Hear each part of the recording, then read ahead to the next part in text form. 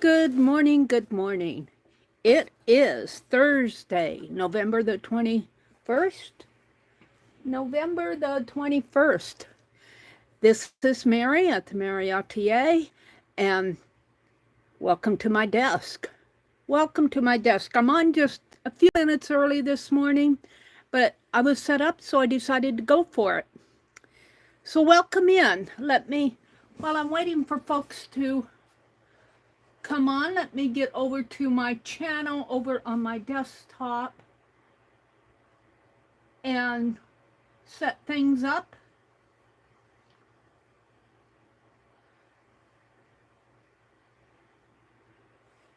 Let me set the chat filter to all messages, skip the ad, and set the quality on my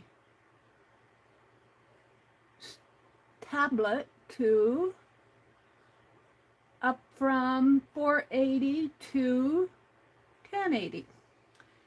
And we should be set up. So I've decided to do a few things this morning. I'm going to welcome to Penelope. She's my pincushion doll. She's been my studio mascot for years and years. And I'm going to show you the fabric that we eco-printed, and it's all dried. I bundled it up. This is my writing journal here. I have bound it. I decided to stop, I think, at 15 signatures because I was going for 20, but I decided that I wanted some space if I wanted to add any ephemera in it. It's going to be primarily writing, and it's going to be kind of a private writing journal. Hi, Nina. Good morning. This is very similar to this one, but I think that I'm going to use it for my eco print. Now, I'm following K3N Clock Tales, and she's using a French book, and I will put a link to her channel. Well, let's see, I could go get it now. Mina, it's good to see you. Welcome in. Let's see. Wait, let me refresh. I see 5 of you out there. Mina is the one who came in to talk to me. Okay. So, while we're waiting, oh, there's Arlene. Hi, Arlene. I can count on Arlene and Mina being here. Hold on a second.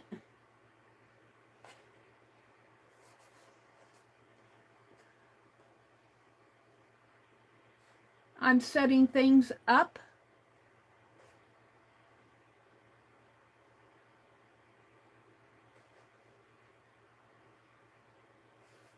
On my tablet.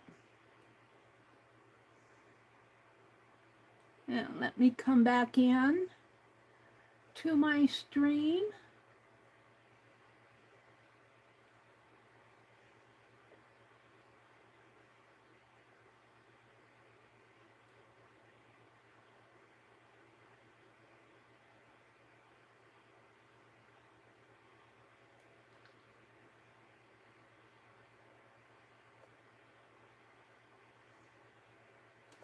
There we go. Let me pin this. Pin message. I am following K3N Clock Tales, doing this eco print series, and she is using hers in a series that she's going to start. She's only got one video in her playlist. If you go to her playlist, you will see a playlist for slow journaling. And to be honest with you, I've never heard the term slow journaling before. And I thought, oh, how cool. I'm going to follow her. Now, she put signatures together already for her slow journaling. And that's what I'm getting ready to do. But I'm debating what kind of papers that I'm going to use. I have a few papers that came through the... This one's got kind of mangled, but it's there. And I have some rusty papers, but I don't know. I haven't cleaned them off. They are sort of gritty, and I could probably paint on them, but I don't know if I would want to write on them. I could collage on them. So I'm debating what I'm going to use. I do like the color with that journal. So we'll come back to that later, probably in another video. I'm just chatting about it right now. I had chosen a couple of other journals as I was deciding what I wanted to use. This is a small book that I've started sketching in about Shakespeare, but I kind of like what I'm doing with this, so I put that aside, and then I thought, well, what if I go big? And let me center this a little bit more. I thought, what if I go big and do a slow journal in a photograph album such as this? But I would have to remove the signatures or fit things in here, which might be fun to do as a slow stitch. See, I've already put a couple. I think I was starting to tell a story here. I've already put a couple pictures that don't belong in here. This was an empty journal, I believe. And I did write on the back of it. Miss Phyllis Dare, Johann's great aunt, Phibbsville. And this was still when I was doing Phibbsville, so it's Fib Diggity now. Relatives, English singer and actress, Edwardian musical comedy, built Phibbsville's first theater. And this one is Gertrude Isabella Broadmeyer, taken on July 14th, 1890, on the occasion of her 20th birthday. Nickname is Gertie or Izzy. And so these were just found relatives that we were playing with when I was still Phibbsville. Which is okay, we'll leave it as Phibbsville, but we're going to go on to Fib Diggity. And I might, just because of that, I might put some slow stitch in here, but I don't want it to be my slow journaling. I never got back to working in this anymore. I was rearranging my books behind me and I ran across it. So I've discounted the small one and the large one, and that left me with this. And this one happens to be in French. This one, and I had already done some sketching in here. I might continue. I will probably pull these pages out, though, to put in, but I could use these pages. I thought maybe I could find a translator and translate some of them and do some more sketches and add my fabrics and my pages with them. So there's where I'm going with that. I'll show you the fabrics here in a minute. We'll also come back to this. Let me put this away so I don't lose it again. And this is the thread I was using. It's wax thread. I'm going to come back to that. I want to talk about it a little. So before the morning is over, I want to glue my spine, but that's coming. Let me get this off my desk, put it behind me,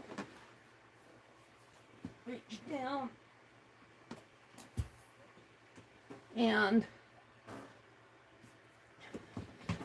we have my metal tiles here. And I have a box that I've been keeping this in, but I may need to get another one, but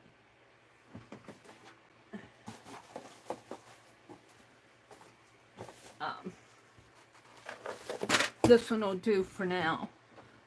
I'm just kind of getting things off my desk. I want to welcome you in. Let me refresh my chat.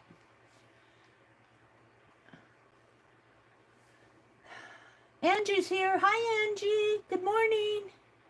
Good morning. How are you doing this morning, Angie? Hi, Cynthia. Angie says, right, Arlene, it was nice of the church where my aunt goes to feed us because we had to go to the funeral homes. Oh, hugs to you, Angie. Angie says, Mary, Monday when church fed us, they put down paper plate mats to put our plates on. I didn't want them to put in the trash, so I went around and got them from under the plates. So, what are you going to do with those, Angie Brown? Hi, Crystal. Good morning.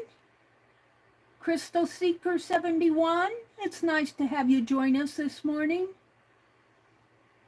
Good morning, good morning. Arlene says, I have heard Janet Nash say slow journaling. Oh, you have? Well, that's interesting. I don't get over to Janet's as much as I probably could or should. I'm just into so many things. I'm going to put these metals, and these, I've got 3 of these, and they're really too big for this box. I'm going to find another box. But for right now, I'm going to put them in there just to get them off my desk. Well, they might fit if I slant them.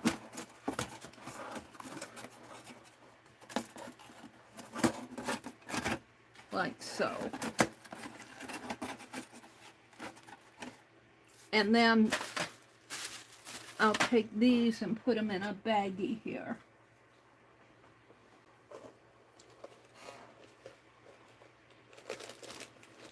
Well, I'm going to call it slow journaling after K3N Cloth Tales because that's what she's calling it, and I like the concept of it because I'm terribly slow. I don't know if that, I guess it'll fit in.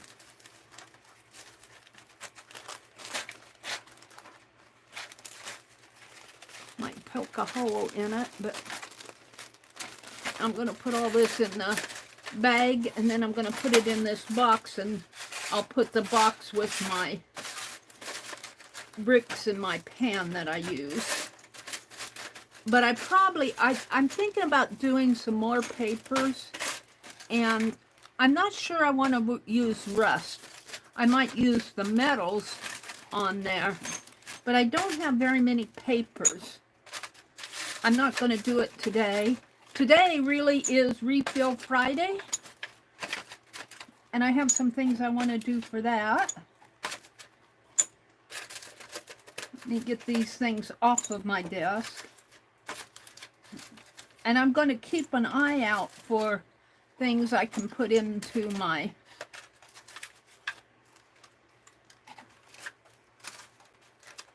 rusting toys here. Oh, let's get the air out of the bag. All right. And I'll probably put this tin, put that tin with it. All right.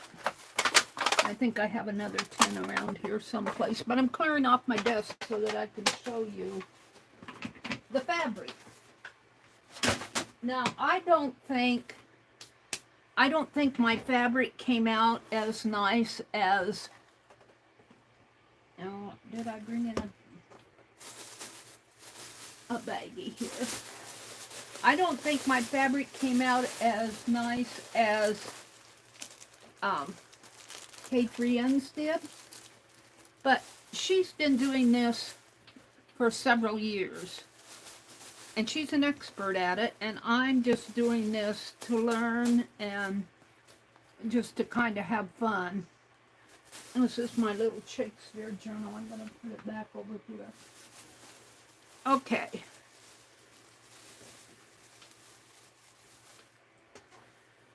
but I'm not unhappy with them.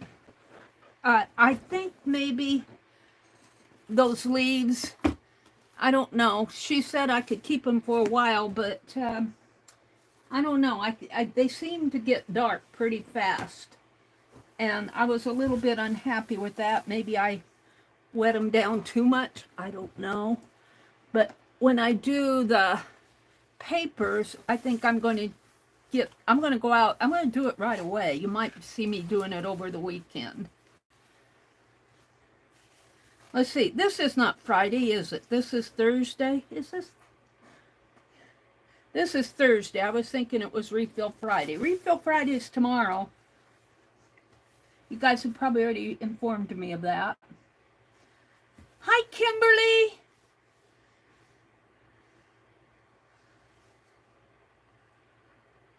Yeah, I did say Refill Friday.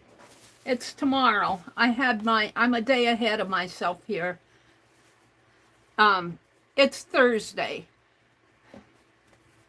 You guys, I found on Facebook Marketplace, I only look at the local settings on Facebook Marketplace because I don't want to have to pay postage and everything.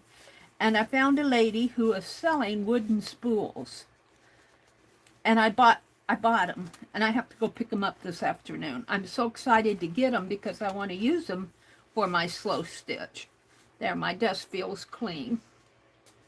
Now let's kind of, because I was handling those metal pieces, I'm going to hand sanitize my hands. I should probably zoom in a little now, huh? Let me get it. So I don't really have any other reason to go to town. So it might just be a short trip.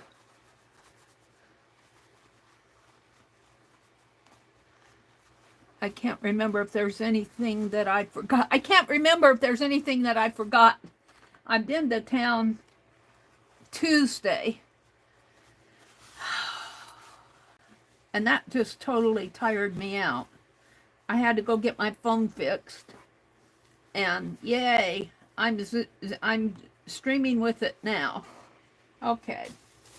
Let me put my fabrics out here and zoom in so you can see. I'm not totally... Hi, Messy Palette. Good morning. I watched one of your card videos yesterday that you did. It was probably a live stream. I didn't catch the live stream, but I think because you were talking to somebody. I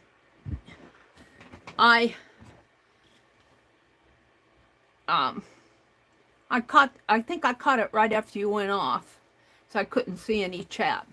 So this is the fabric and the lace here. I did not expect much out of it. It just discolored it, which is okay. I'm okay with that. It was a bright white, and I've got plenty of it. I can use it as a closure. I'd like some more sepia tones on it, but I might be able to do that myself, just as play. We'll see. So where to start? I do think that this journal is the right journal for this because of the tone of the paper and the tone of the fabric. Now this piece was a damask. Let me tip my camera just a little bit more. You can see where it's resisted, the damask fabric resisted the ink. And I got some wrinkling in here. I got a little bit of a print there. Most of my prints are just little bits here and there. But I think the wrinkling will work out. I kind of like it, so... we are doing on the Monday page with K3N Cloth Tales. She's doing a project where she stitches the wrinkles. And she gives a link to a lady on Instagram who inspired her to do that. So I didn't bring it in, but you would stitch where any of the wrinkles that inspire you. So these are not string marks, these are actual wrinkles in the fabric. But I like how the damask, especially on this side, has resisted. It has resisted, right in here you can see, the dye, the threads. And there probably a little bit of polyester in there that would explain any resisting polyester. But it did come out to a nice tonal color, kind of a goldish brown. So we'll see what I eventually do with this. I'm not going to put together the signatures or fold the pages until I get paper. I want paper. This is a piece of rusted fabric that I had from before, and it turned totally dark brown. And I love it. I just love it. I say it's rusted. It might be walnut dyed. But even for walnut dyeing, no, I think it's rusting because I can see where the gold tones are being picked up in here. It's really pretty. It will make a pretty page in here, a smaller page, but still a nice one. And she folds, like she would do something like this. I don't know if I'll be doing that. And I will probably break this wonderful spine and do, well, I don't know. It just depends on how deep her project goes. I want to do Coptic binding, and these spines get too small for me, so I may make a bookmark out of this if I break it. I hate to break it, but on the other hand, what's the use of having a fun journal with all your sketches and everything? Let's see, I'm not so sold on those sketches. It was quick sketch from unsplash.com. It looked like she was writing. And here's a sketch of a little girl waving a flag. Some sketching I've done here. In this book already. But this book is in French. So I think when I do I think I'll use these pages when I do my eco dyeing. I like the idea of doing these. And I might do them with walnut ink because I don't want to rust anymore. We might come back later and break the spine there. So my next piece, this is just a piece, and it did pick up some of the leaf prints in here. This is not, that's not dead leaf, that is color. I've rinsed this several times, so it's usable. It's not gritty. I mean, I'll bet I rinsed this about 10 times. And it still kept a lot of the color. I'm really happy with that. And I believe this is the one that has the print over here that I like so well. Right in here, you can kind of see it. It was darker when it was wet, but you can kind of see it in there. But I did not get the same type of prints. And I think it's a combination of things. I think I had too many fabrics on my outside of my bundle because I wrapped 2 or 3 pieces of cloth that were not with leaves in there. And then I think my leaves turned so dark because I had wet them several times. They still printed. I'm still getting some prints here. This is a nice one. But I did not get as many as I expected. But it's still usable. It's still usable. There's nothing wrong with this at all. It's just that I would have liked a few more prints. But oh well. As you learn as you go. This was a lace table runner. I did not see, and I got one beautiful print right there. Right there. And then I got a couple of smudgy prints in here, some dark coloring in there. I think this was a big leaf here, but it didn't, it didn't, well, and also this is a very textured background. So that leaf had to be, and that is a print. That is not, you know, there's no leaf matter on there yet. But I like the color of it. I'm happy with that.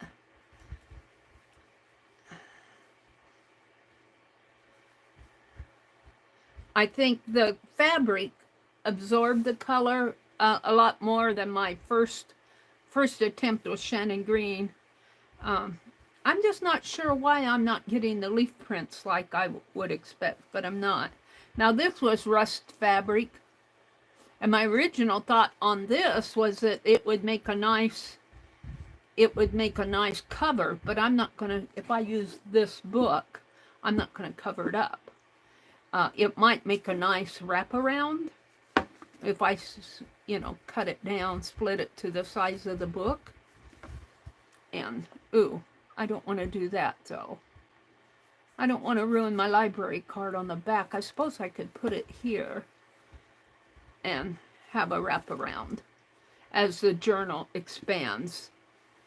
And I've got a lot of it. And because this was, let me pull this out. Because this was rusted fabric, boy, I'll tell you, I rinsed and rinsed and rinsed this piece to get all the rust matter out, but it still colored a beautiful color. Here, let me open it up. It's a beautiful golden color. And I don't know, it does not feel gritty. I might try rinsing it one more time, maybe use some soap with it. And just to make sure that I've got all the,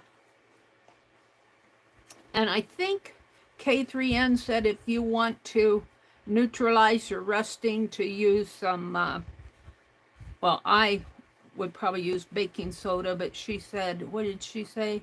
Soda, some type of soda to neutralize it. And I'd have to go back and listen to her instructions.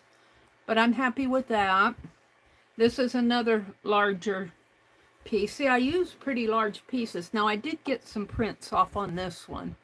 I got a print here, but look how dark they are. I mean, black almost. I would have expected some greens. There's a leaf print here. Kind of some print going on in here. I had this folded, so... some prints over here, and this is print. This is actual print. There's no leaf matter on this. I was wanting to go like that, but that's a print. So again, I would say I did not get the vivid prints that K3N got, but I'm not unhappy with it. This would make some nice pages, I think, in my journal. Almost the same size. I would probably shorten it a bit. So these will probably become pages. I'm going to do the paper before I tear any signatures. So I'm not unhappy with them. I feel like I still have something to learn. And this I believe is one of the outside pieces that have the string marks, and it has wrinkles in it, but it also has these are actual places where the strings were, and I'm not sure you can see those. Let me hold it up closer. You can actually see where the strings were in here. And this is a wrinkle here, but these are string marks going this way and that way. And I'm pretty happy with that. I'm not going to iron this fabric, so any wrinkling will be natural. I might stitch some of the wrinkles. If you haven't looked at K3N's video from Monday, I would encourage you to go look at that, because she stitches the wrinkles.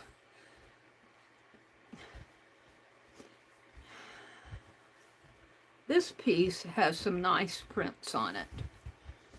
This, I think this was the most successful piece of them all. It has some nice prints going on, but still they're this black color. And my leaves turned black.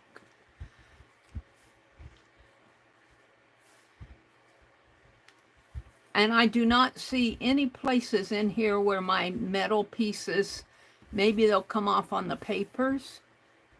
I do not see any places where the metal imprinted.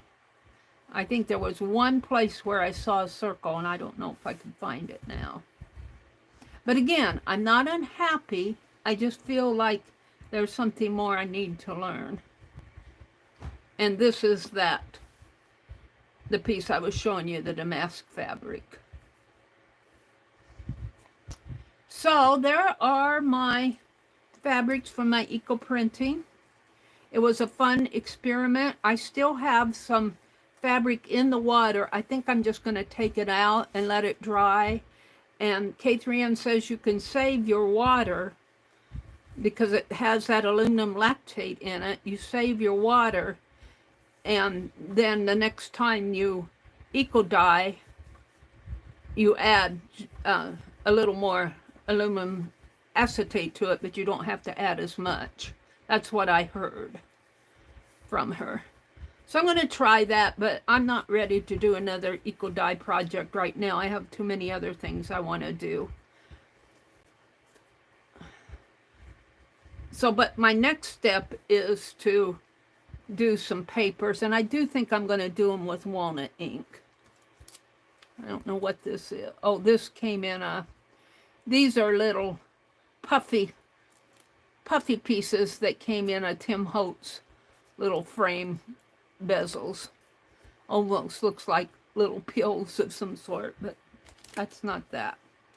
So I think I'm going to deconstruct this book and get it ready. I'm going to use the pages to eco dye, I believe. Not eco dye. I don't think I'm going to eco dye my, I don't think I want to go out and get any more leaves. Well, I might get a few. I'm going to have to determine what I want to do with them. So let me look at chat. Let me refresh chat one more time.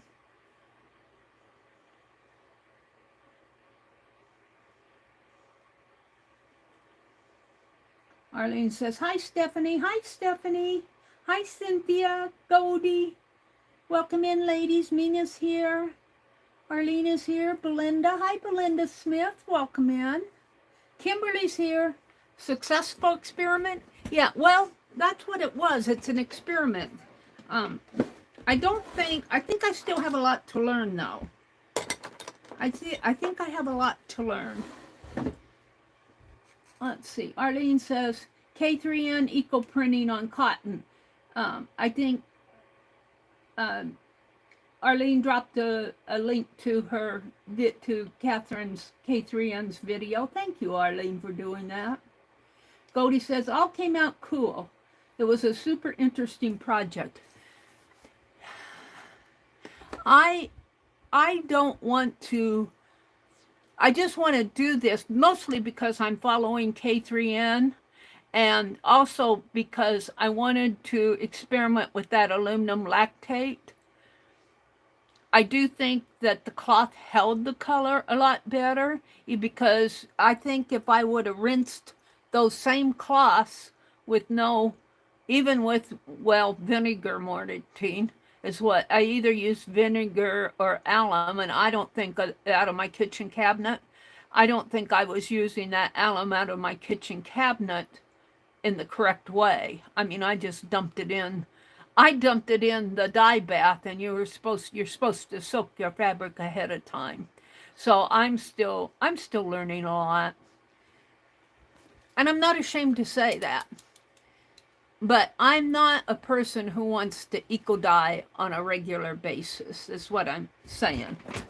I have too many other things I want to do, but it's nice to follow her and do a project such as her slow journaling. And that's what I'm going to do. I think she has another, I think it'll be next week when her next slow journal. She's going to do it on Fridays, and she's going to alternate the slow journaling with her Park Home Friday, the way I understand. Now, I could be wrong with that. You'll have to keep an eye on it if you're interested.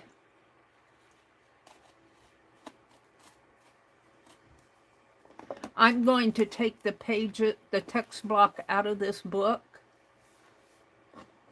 and get it ready. I'm still deciding if I want to go out and get leaves. It's going to be cool today.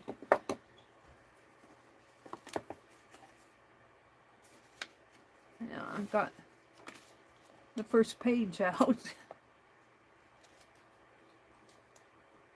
I have to open this blade a bit more here.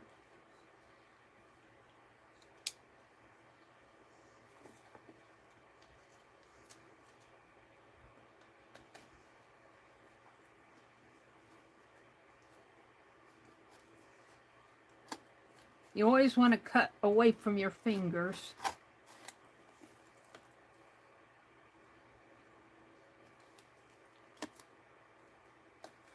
Seems to be glued and stitched here, which is what I would do. And I haven't come through yet, but boy, I was close.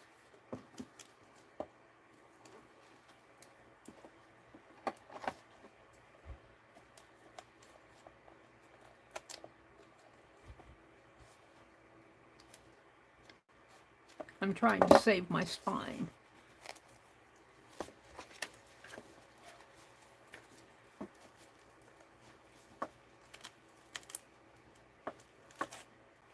There we go.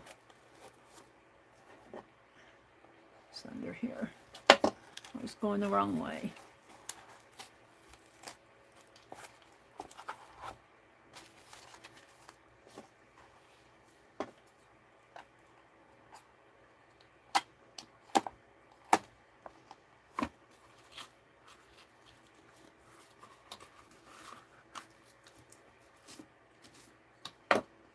It's just a fly page, but see, even this fly page would be nice with a little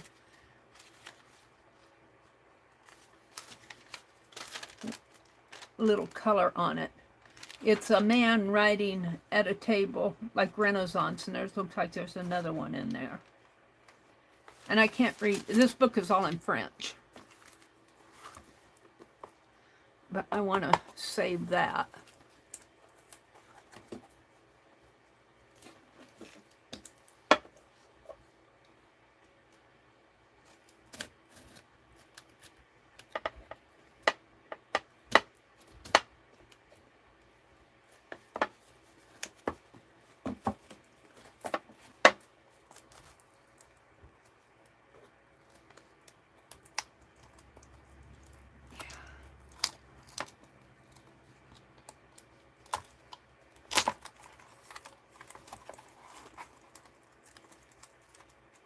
And I want to save this. I don't know, I could maybe take that out and put fabric down there and then glue that back on. I might contemplate doing that, because I would like to have this colored. So here's my text block.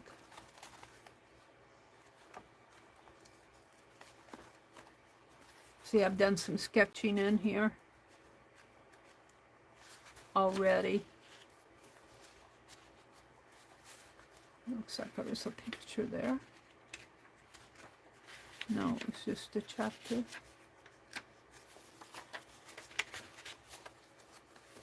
I don't think there are any pictures in here other than my sketches.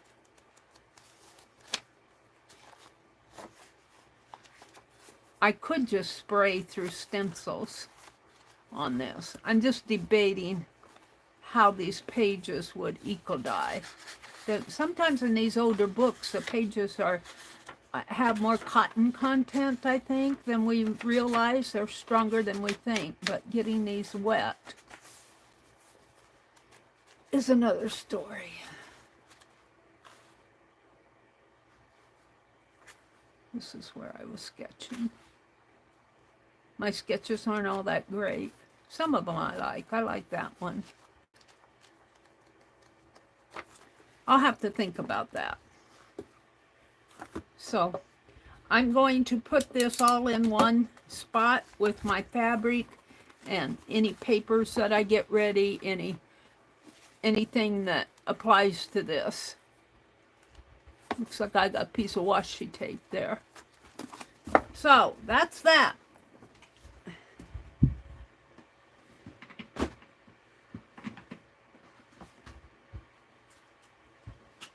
I think I'll go ahead and glue this. I still have the wax. I don't think I still have the needle there. I'm surprised it stayed. Let's get a piece of wax paper. I'm going to glue that spine so it'll be nice and dry, and then I'll come back. And now this is my writing journal. I'm very happy with it. I'm going to have to repair this though before it gets too bad. I'm not going to do it today, but that needs a little repair there. Put that back down. Whoops, I knocked something over.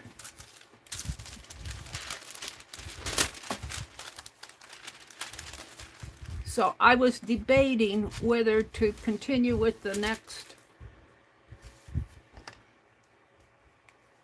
So I really haven't done my back cover yet. Should I do that now? Well, it would be my front cover. See, my front cover is out of, my back cover is out of watercolor paper. Let's reach for the front cover here. Now that album was tipped over.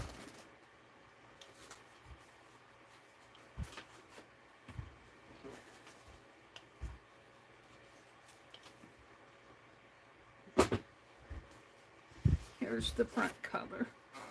And I have a few extra signatures here. I tore a couple of them apart. All right. So let's go ahead and do this. Now, I'm going to do it, but I most likely will not do it in the proper way. So don't take this as a tutorial at all, because I'm just going to, I want to attach it. That's all I want to do. When I did the binding journal for this, I put a link to Treasure Books. Treasure Books is the tutorial I followed to how to do this. And she's got a video that shows how she does Coptic binding.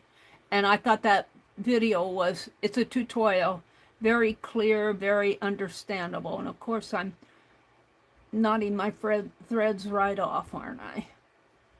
Come on, Mary, don't. I'm going to unthread my needle. Hold on. Don't get a knot right when you're ready to close out here.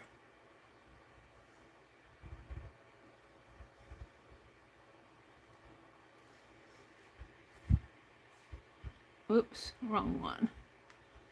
Where's this one? It's going through the...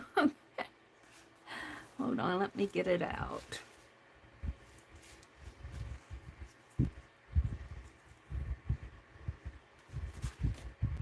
I want to get this knot out of here.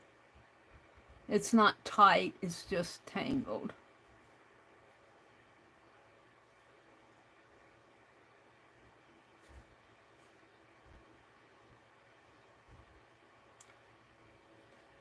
Yeah, there we go.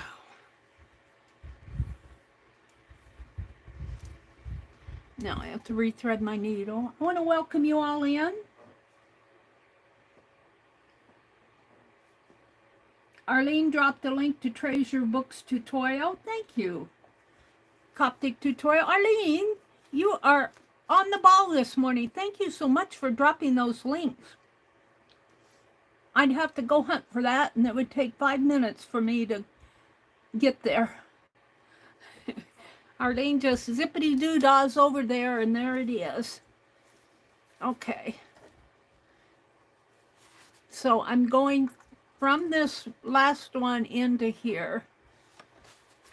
And there's a trick to putting the covers on, but since I'm going to glue this and cover it with lace, I'm not going to worry too much about it, because I'd have to go review her.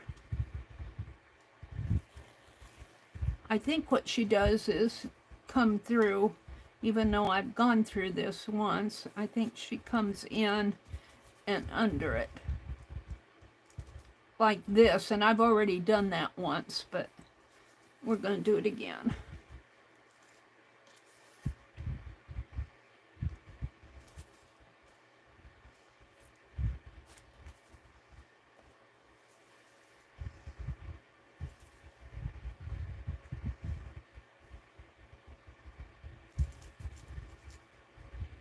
And then go back. Let's see, I think I'll go back under and through. Do I do that? No, I come over here. I think. No. What do I do? See, I forgot here.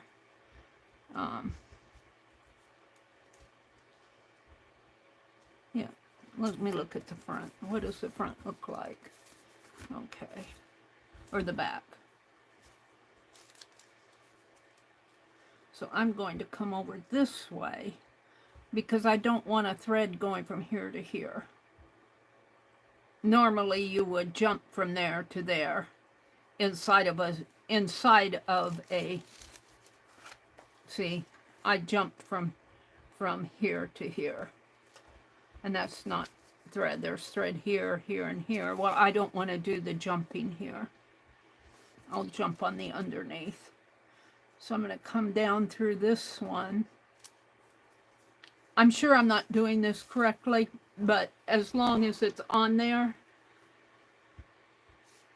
and on there looking halfway decent, I'm happy with it.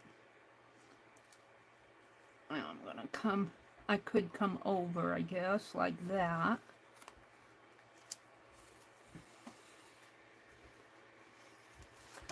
Whoops. I don't have a clamp on there.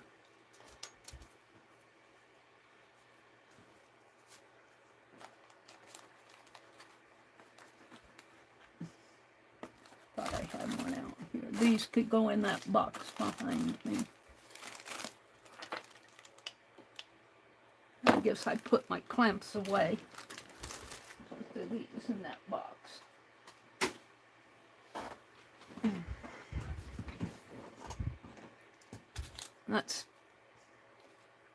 That could be tossed. That's rusted sandpaper, to tell you the truth.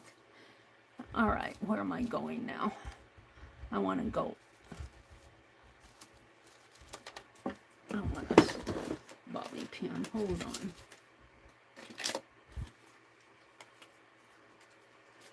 I think one will be enough here.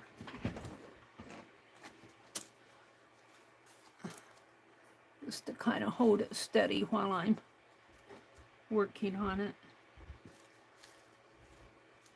So did I go under? No, I didn't. I need to come this way. And I'm going to come under there. I'm sure this is not the correct way, but it's working. And I'm going to be gluing a piece of lace over this anyway. I'm sure this is not the correct way.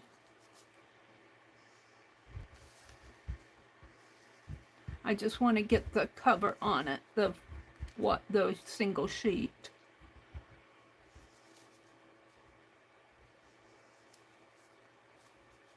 Whoops. I do like the curved needle for this. I'm calling this my $500 journal because it's going to be a writing journal. And I see so many of them, well, not so many, but I see a lot of them offered for sale. And I just cannot afford the prices that they're asking for them. And not $500, but my exaggerated version of it is $500. So I'm calling it my $500 writing journal. And this is more of a personal journal.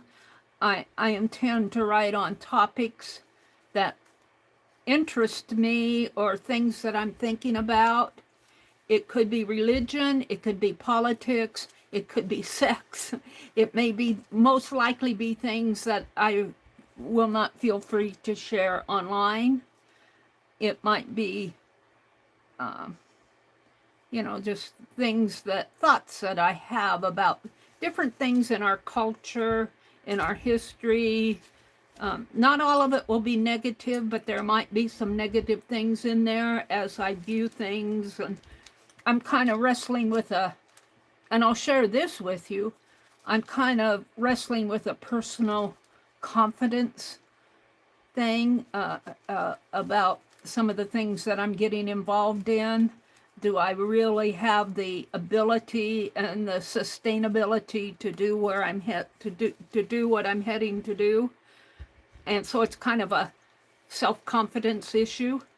And I tend to think very negatively about it. And then I get onto myself about thinking negatively. So it's kind of it's not a brain dump thing. It's not like that, but it's just kind of a writing journal to keep track of my thoughts about things in here that I think I want to keep track of.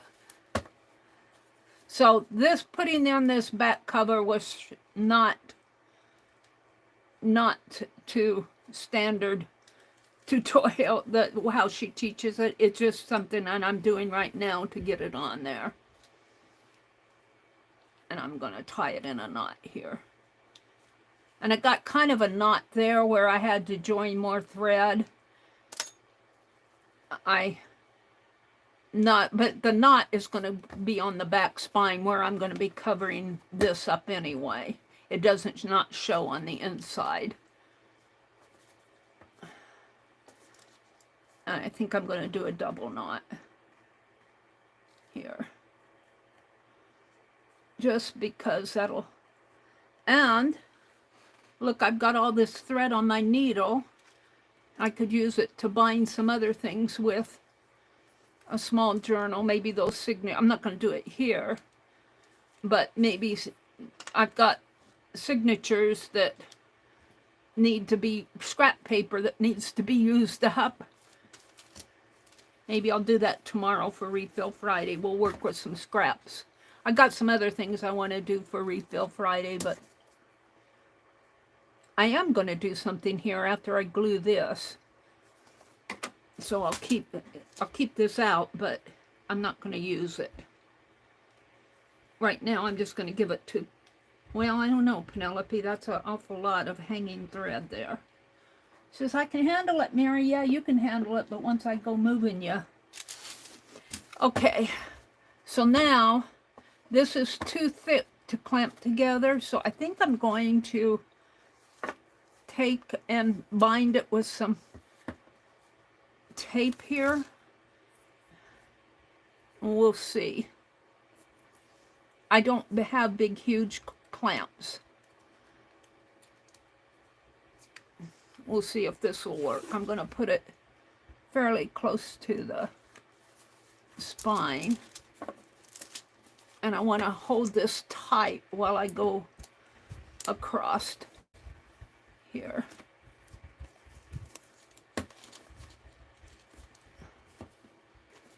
And especially, well, I need to get this wax paper out from under it. It's bothering me. Get the bobby pin out.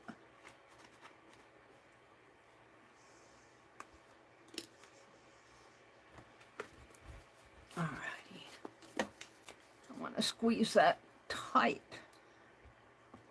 as I can.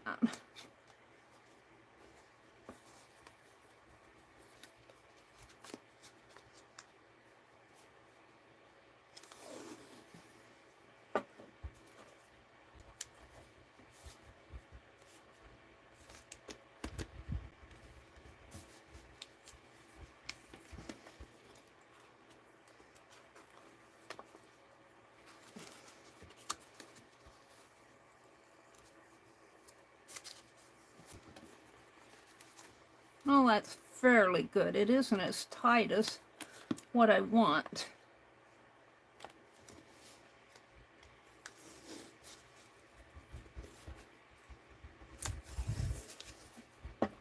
Let's do some of this. No, that'll help it any. And I need it to be straight and even. See, my tendency is to want to tape it across there. But that isn't going to help. What I really need are big clamps. The big clamps that hold it tight.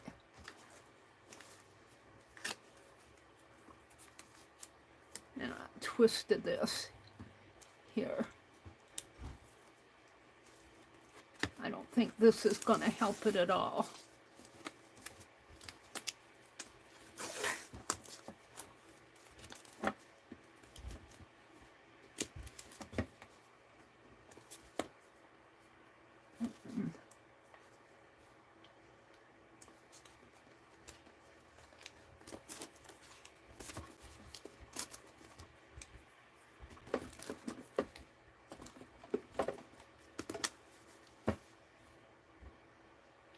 I might be able to thread some thread around there and let the thread become a part of the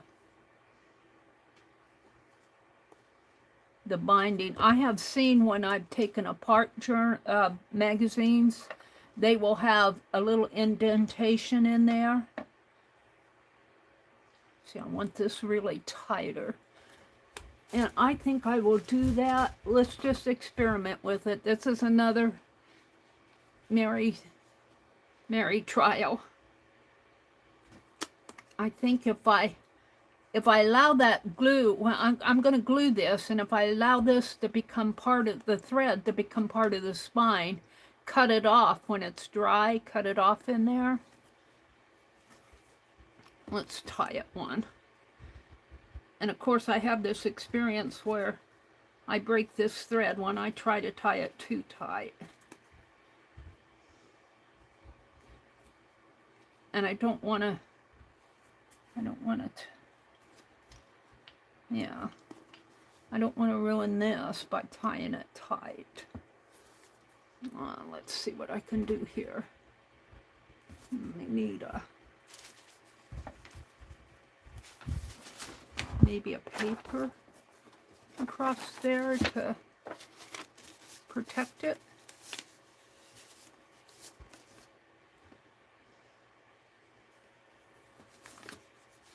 Hopefully.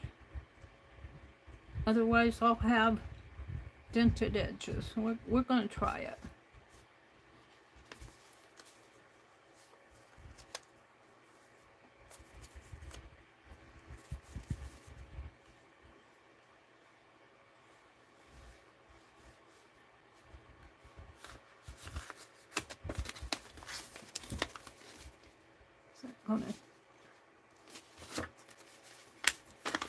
Meri's fiddling here. I want to see if that's going to. Doesn't look like it, but I may double this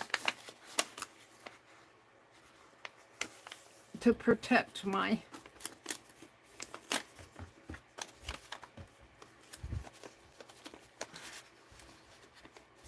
edges of my paper.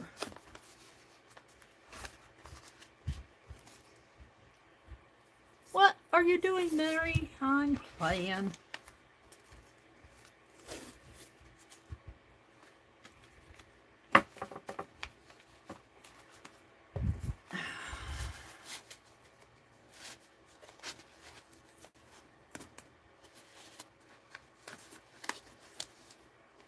I want to protect my pages here by, I don't want that tape to go around. Hold on.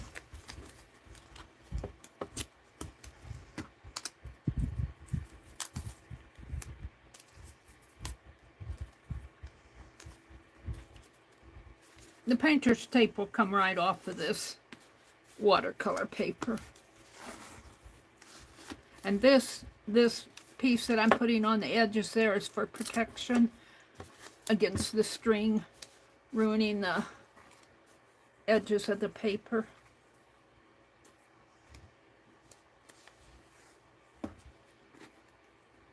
And of course I have a knot in it already, but that's okay, I'm going to leave it.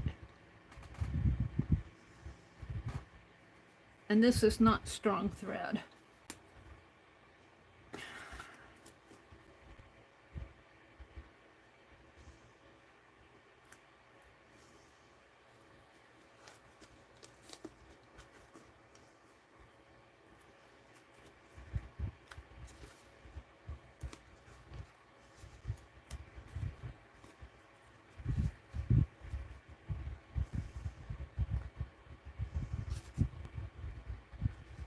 Just bear with me a minute here while I tie this. Can't see where I'm going. Cannot see where I'm going at all. Get in there.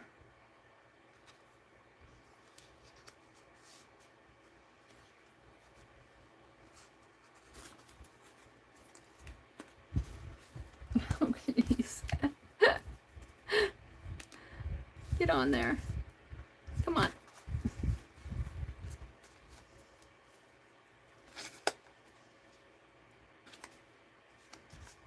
Just give me a minute.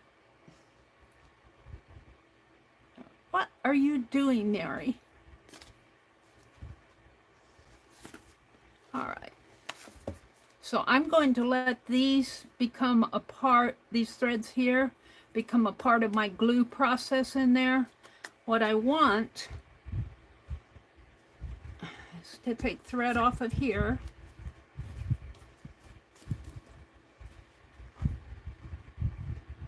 And wrap this pretty tight around here.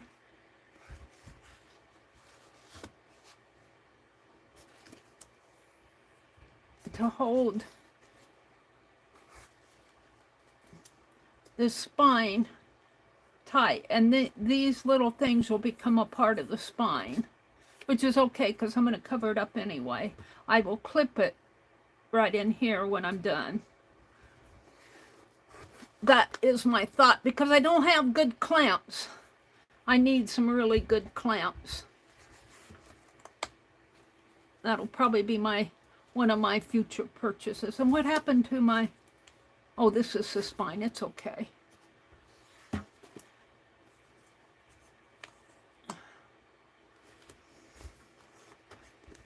And I just want these to stay pretty tight, and they are. They're not perfectly tight, but they're pretty tight. And I'm just going to keep going here.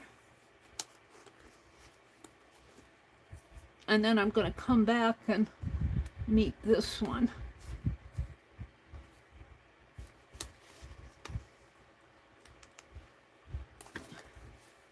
Now this is not a perfect way to do this. The perfect way would be to probably have a book, an official binding tool that would clamp this stuff down, but I don't have that. So I'm making do. This is make do with what you have. See if I can get those closer together.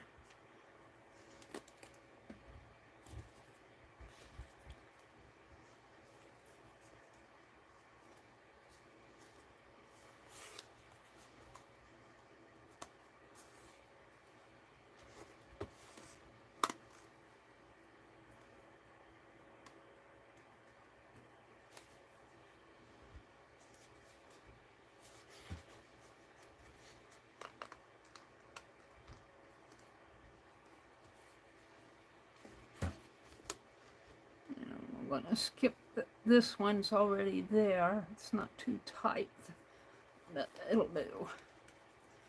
It'll do, pig.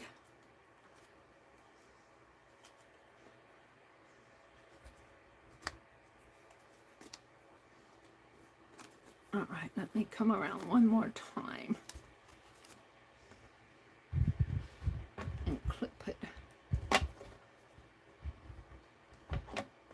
And we want to tie.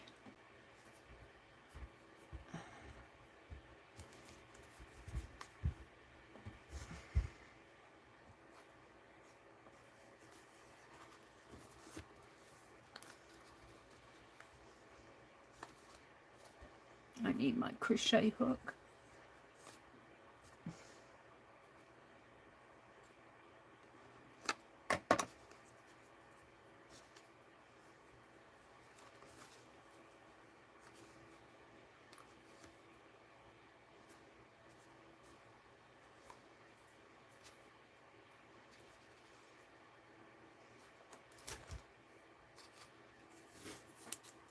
I need a third hand.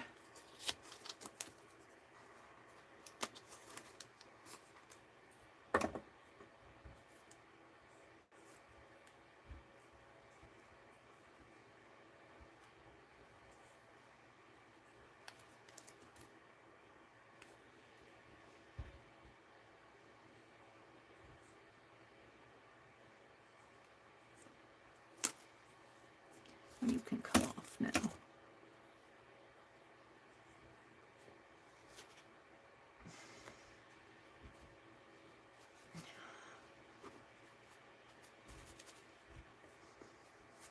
All right.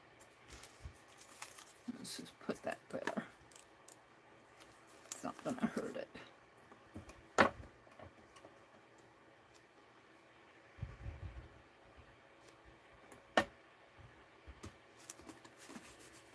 All right, now all I want to do, this isn't perfect, but it's as perfect as I can get it. I want to glue right in here, and I'm going to let those threads be a part of this one's loose. I'm going to let those threads be a part of the spine. But this is all going to be covered up in here anyway with fabric or lace or cheesecloth or something. And then when it dries, I will take off all the painter's. Get it before it falls. When it dries, I will take off all the painter's tape and clip these threads right here and just let this part be apart because it'll be glued down. So my next step is the wax paper and the tacky glue.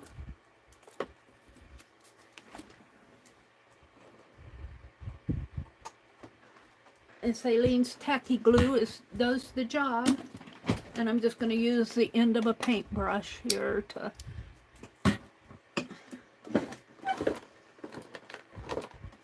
find my pliers. Where did they go? They're in here somewhere. Where did my pliers go? They're out.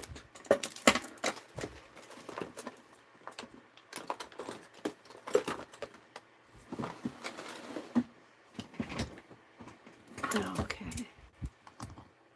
I have a little haul to show you, and I'm going to town today specifically to pick up those wooden spools. Yay! I'm glad I got them. She just listed them on Facebook, and I messaged her as soon as I saw them. So I kind of want this glue to fall down into the grooves of the signatures, and that will help the signatures. That will help the signatures not to gap open between them, between the signatures. There will be no gaps.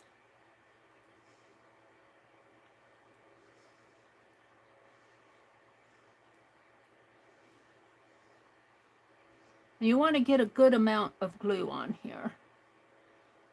And then when this has dried, I'll come back in and put some some lace over it.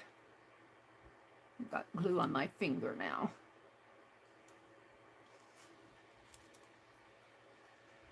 Okay, get a towel. I want to welcome you all in. Hi, Riri. Welcome in, Riri. Let me refresh chat here.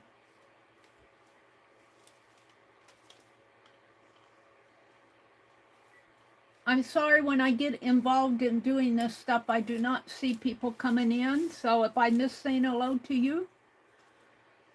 Janet Nash popped in. Hi, Janet. Welcome in, Janet. Jen, Kitty Jen, welcome in. Dar is here. Hi, Dar. Arlene. Angie. Angie went to take a nap, I think. Kimberly says, we were in the airport 3 hours from home and some little kids ran up and hugged her. They were coming back from Disney World. I hope they stay healthy through the winter, all the little germs from the kitties. I'm pretty sure that the schools are just big Petri dishes. Oh, you guys. My cousin just called. Now her and my sister are both elementary principals. They called us and they are racing to school. Dar, I got a cute canvas picture. Looks homemade. I'll send you a pic. And a new sweatshirt I will live in this winter. I'm reading Kimberly's messages. Goldie says, well, I better try to sleep for a couple hours. I couldn't sleep all night. I have those nights, Goldie. So I'll have to replay the rest. Yeah, that's perfectly okay. If you guys need to, even if it's not sleep, if you need to go take care of your morning, your day, that's perfectly understandable. I don't mind that at all. But welcome in. And if I miss saying hello to you, hello. It's not intentional, believe me. Or don't believe me, but it's not intentional.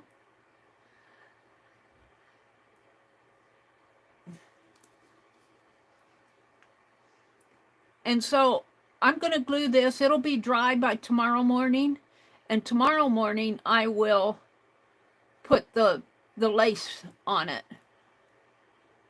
And then that will have to dry. And then I'll put it in the cover. I'm getting all kind of goo around here.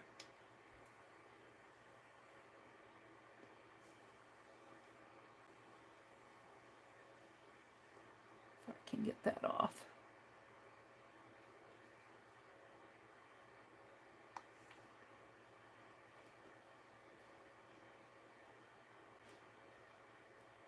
And I'm happy with, I did this with that. I'm working on a holiday journal where I'm writing 100 holiday memories. I'm in the process of writing them. I have them all listed. Well, I'll tell you, I got to number 80 and I'm going, I don't know if I can think of 20 more, and then I had to edit some because they were kind of redundant. So if I already covered that, I had to cross it off and I go, oh no, I got to think of another one. But I've come up with 99 now. So I was at 100, but I edited some down. And I think I have 10 or 11 written, scratch written drafts. But I'll be working on that throughout December. This isn't anything that I will be doing. I'll glue that whole knot down there. Anything I want done, I need to bind my December daily because December will be here before you know it. All right, I'm going to put this in the water. And notice I did not use the brush. I only used the bottom end. All right, now I'm going to put this aside to dry. And I'd like to prop it up like that. I don't know if I can. Let's see if I can find a place. Maybe right here for now. I might have to change my tune. But that works for right now. And I have it propped up between some books. And I'm running over the cord with my chair. Hold on. Pretty soon I'll be pulling you off of the desk. There we go. Okay, how about doing the haul? Let's clean off this.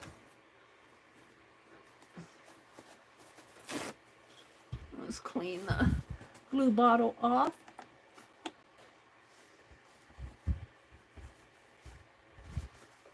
So far I've been able to keep this glue bottle pretty clean.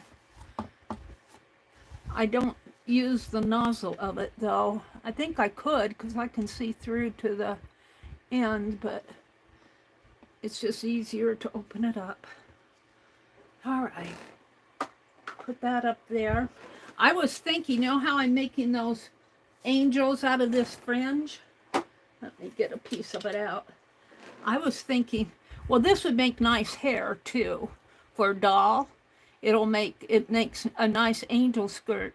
But I was thinking it would make a nice beard for a gnome. So I might play with that. Not this morning. I was just thinking about it though. Okay, let's do my haul.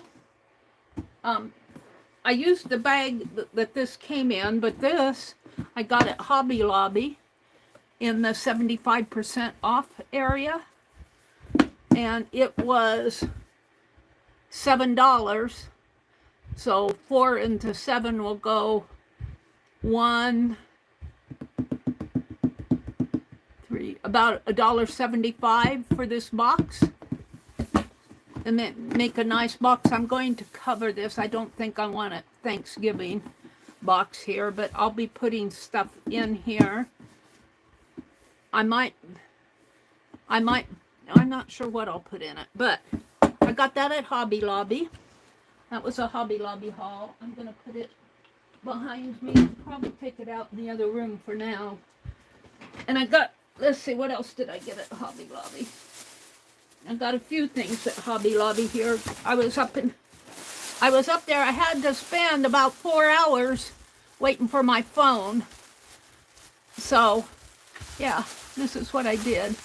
They put the fabric, just fabric, in one. I paid, well, this is for 2 of them. Oh, 2. I paid, this fabric was on sale, and it got a half yard of each. It's Christmas fabric. I paid $1.99 for one and $2.47 for the other. It was fabric that was on sale. Christmas fabric was on sale at Hobby Lobby. And I thought this would make, I'm going to put this in my refill box, because I think this will make nice washi here. A wide washi. I might have to, but we'll see. It'll make a nice border.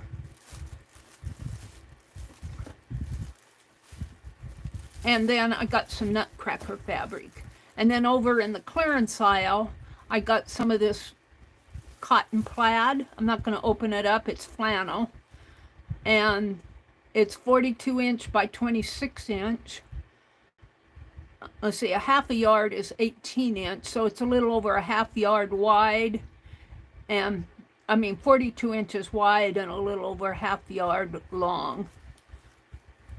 Which is good for craft. And then I got some of this Christmas, and this is only $2.24. Snowmans, I think, snowmen. I'll put that with that. So I got some fabric.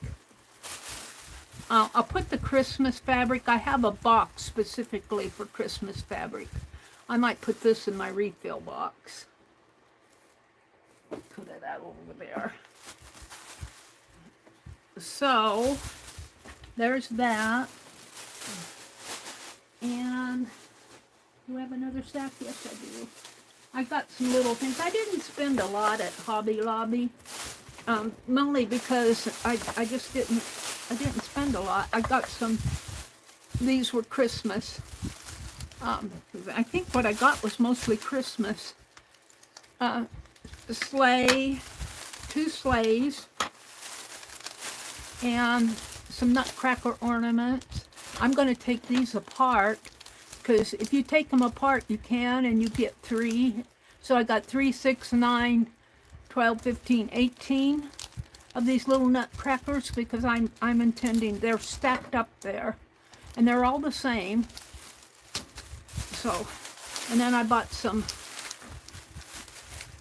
Christmas papers here. I don't know if I can show them to you. Let's see what I have here. I spent a total of, well, $56. I got fabric, needle art, crafts, Christmas, art. I must have got, oh,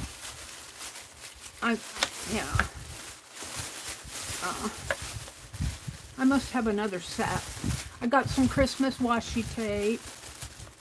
I got some jewelry wings. This was on sale. I paid $1.24 for those, and 99 cents for those. I like to get these little things on sale.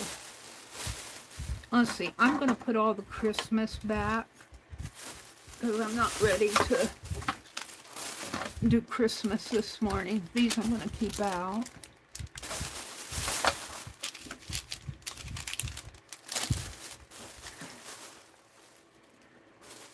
And I got some more. Let me get there. This will go behind me. Hobby Lobby. I bought some parchment paper. This was full price, but I want it for my holiday art, not my holiday art journal, but my December daily to journal on. I bought some spray bottles here because I wanted them. I bought a compass. I bought some stamps because I wanted the numbers, 1, 2, 3, because I'm going to stamp numbers in my December daily, like 1, 2, 3, 1 through 10, 11, 12 for the days of the week in December. And I was looking for a fine liner. Let me figure this out. I was looking for a fine liner. I could not find this type of fine liner anymore at Hobby Lobby. And so all I could find was the one that has the resist in it. And it's a blue cap, which means it's a fine, this is a standard 18 gauge. The one with the blue cap is a 20 gauge and it's smaller. And I could not find these anymore. So I looked online, and I looked on Amazon, and they're not selling them on Amazon anymore. So I'm wondering if these are even available. I did find some caps, some standard caps. So I'm going to order a couple of packages of those in case they quit selling them, because the caps are what I have the most trouble with. So I was very disappointed, and I had a clerk helping me, and we found all sorts of little squeeze bottles, and most of them were small, which were fine liners. But I found these, and I'm going to try putting some paint in this nozzle and see if I can write with it. Because if I can't get these anymore, I'm going to be very, very, very, very, very disappointed. There might be some other places. You might find them on eBay or, you know, some other places online. But I only looked on Amazon. Very disappointed that I could not get those anymore. But I did find this. Now this cost me $8. It's a fine liner ink pen. And you fill it with ink. And they give you a fine tip and a standard tip. I don't know what the tips are like. I'm going to break in here and see. But I haven't never used this. They're calling it an ink pen. And it's just a tip, a writing tip. I don't know. I tried writing with these, and I was not happy with writing with ink with these. So we'll see how this works. I'm not going to do it this morning. I've got to see to put the tip back in here.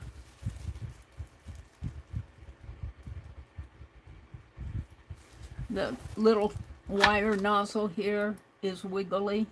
It's not very sturdy. I'm just wondering if they're going to start discontinuing. I like these. I've always liked them, but not everybody likes them. And I'm wondering if they're going to stop producing them. Well, I'm not going to fool with this right now. It's taken me too long to put that tip back on there. I'll put the bottle in there. Get in there. Uh-oh. And get in there. And then I'll put the tip right in there. Close that up again. So I'm going to experiment with these another time. I'm going to keep them out to remind me. And the compass I got, I was watching Marion's World. And spray bottles, just because I wanted some spray bottles for whatever. I was watching Marion's World, and she has a special name for it. I can't put my tongue on it right now. But you make this big circle with a compass. And you make a master one. And she's been making them for a couple years. She's got a name for them. And she goes out in her garden every day. And I think she does a leaf in October. She's been doing leaves. She sectioned it off. She does it every month. And she sectioned it off for every day in October, every day in November. And she records the temperature, whatever she wants to record. That's probably kind of nature related. But I thought, how fun. You do not have to do nature. You could do other things. I don't know if I could keep up with it every day. She seems to be keeping up with it. And she said that she did that because she wanted to play with her watercolor. And she was doing a little watercolor leaf in her sample. And she had showed some other months. But you make a master one, and then the next month you measure. You know, she has an inner circle and an outer, then it keeps going out for how much she wants to record. And then she has a space there that she did her leaf. That I was thinking you could do other things with that. I've seen the same concept done in embroidery, where they'll embroider a little icon for every day of the month, depending on what they're doing. Like they may bake a cake one day, or they may go shopping the next, whatever, and they'll embroider a little icon. But I needed a compass anyway. I'm going to put this over here in with all my pens. The parchment paper is going to go with my December, and this is going to go with my December daily. So that's basically my Hobby Lobby haul. I'm going to keep these out for a minute. I'm going to keep these out. This will go with my December daily, which is over here somewhere. Okay. So that was my Hobby Lobby haul. Then I went to Goodwill. I had this 4 hours to spend with nothing to do. So I went to Goodwill. And I didn't get a whole lot. Geez, what did I do? Oh, it's here. Hold on. She put all my purchases. Let me get a hold of one. Here. Oh, it's kind of heavy. Hold on.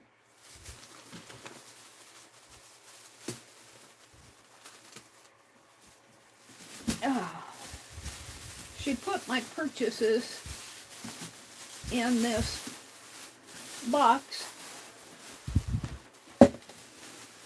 that I found at Goodwill. It's a Christmas box. And yay for finding it. Yay for finding it. Turning Black Friday to Blue. Blue Friday special event at Goodwill. 10% off, 25% off. Well, I won't be doing that. Probably be home for Good Friday. We don't have any plans. But these boxes, I priced them, similar ones, at Dollar General, and you can't find the bigger boxes anymore. They're just harder and harder to find them. And I found this one, and I think I paid, does it have a price on it yet? I paid $3 for this box. And you cannot get a nice box like this for $3. And it's practically brand new. There's nothing at all wrong with it. It's not torn or anything. I found this bell pull, and I thought, oh, that might be fun to stitch on. I might want to see if I can wash it, take it off of the, do slow stitch bell pull. That might be fun. I might take it off of the little knob. I probably have to break it open there to do that. But it feels like it's been hanging, and it does feel kind of dusty. So I'll probably wash that. And then I found this big pack. You guys, I tell you, I'm going to have to stop buying fabric. I'm getting more than I need. What's on my foot? That extra sack. Hobby Lobby sat down here. Let me put it.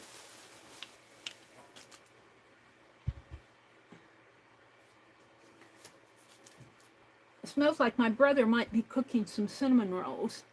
I smell cinnamon rolls. So let me pull this box out of the way. That'll go out in the other room. I'll be putting my Christmas from this year in there.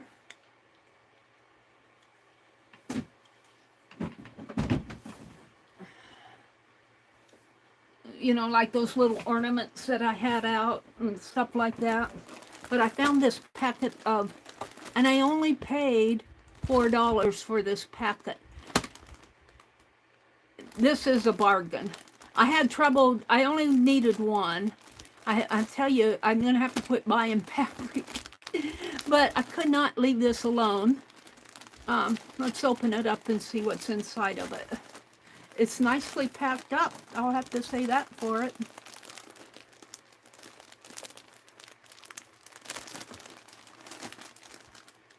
Let's see, that's the bottom, so this would be the top. I think I'm just going to have to cut it. This is a Goodwill purchase. And to get this much fabric for $4 is well worth it. I was surprised that they were only selling it for $4. But don't tell them.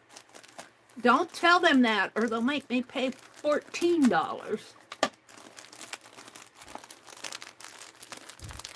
Let's see if I can save most of the wrapping here.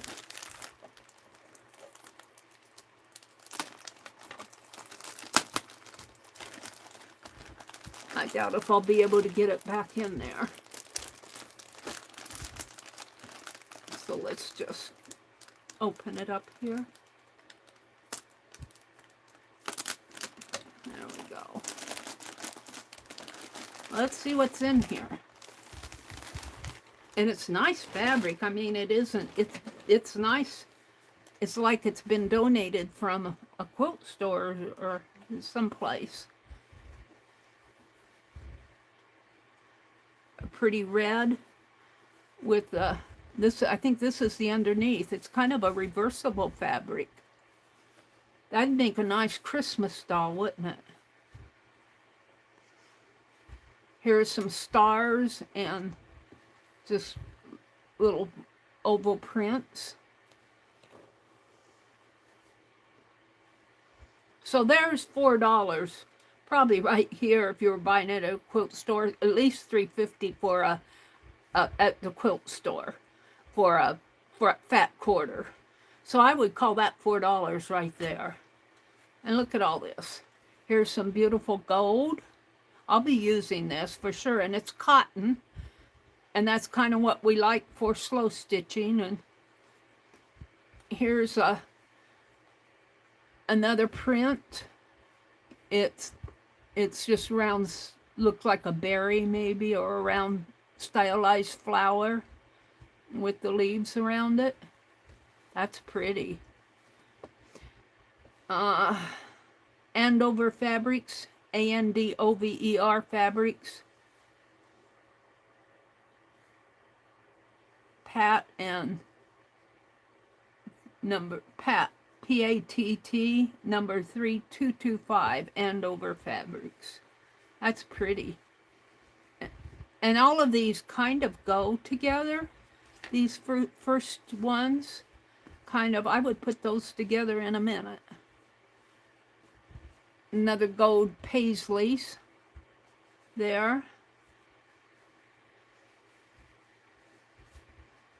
You get these out of the way. Here's another piece of red. Nice fabric.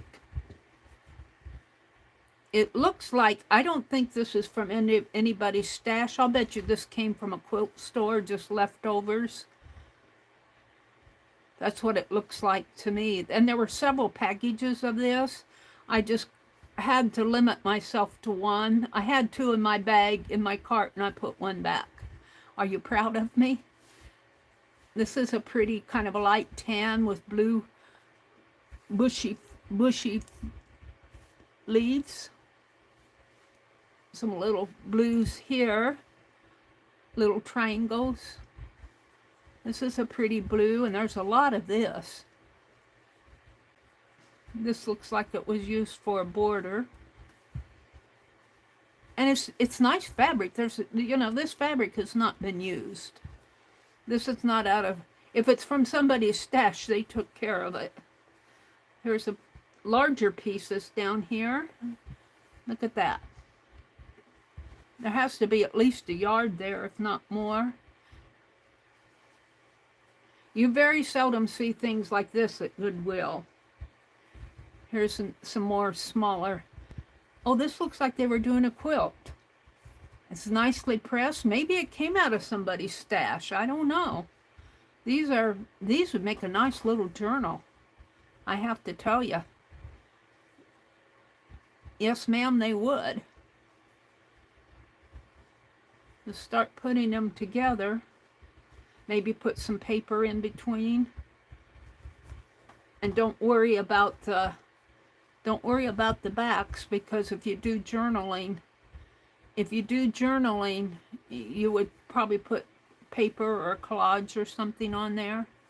Make some signatures. How many are there here? Let me count them.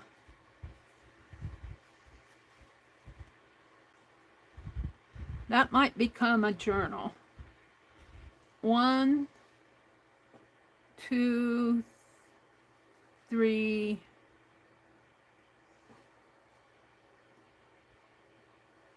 4, 5, 6, 7, 8. Oh wow, there's a whole pile of them. 9, 10, 11, 12. Looks like there's 15 of them. Take 15 times 4 would be 60 pages for a little journal, a little cloth journal. Oh, project for next year. And there's more. This was a bargain. This was a bargain for $4. Makes me want to go back and get some more, but they'll probably be gone by the next time I get there. The Monday after Thanksgiving, my brother has a doctor appointment up there. This is some St. Patrick's Day fabric. And here's some strips. Ooh, these will make nice washies. Let's save these out. This will make nice washi tape. I'm going to save those out. I'll put those in my Refill Friday box. Some green with the St. Patrick's Day. Some print fabric. This almost reminds me of a colonial style. Here's some dark kind of black and tan striped, very thin stripes, and some more black and tan, and then with the leaf print on it. I don't know if you can see that too well.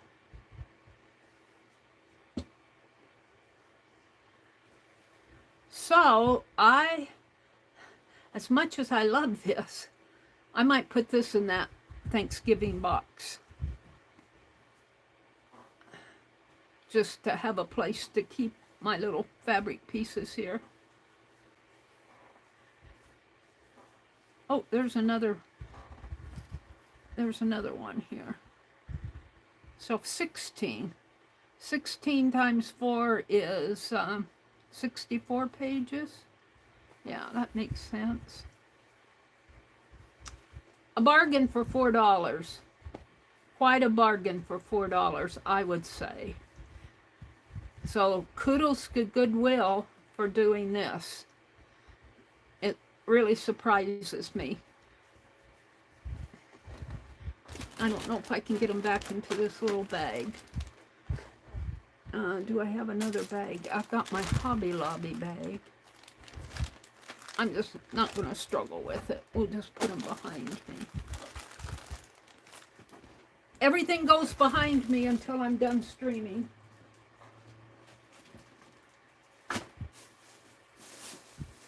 Oh, but I'm not done yet. I've got another package from Goodwill.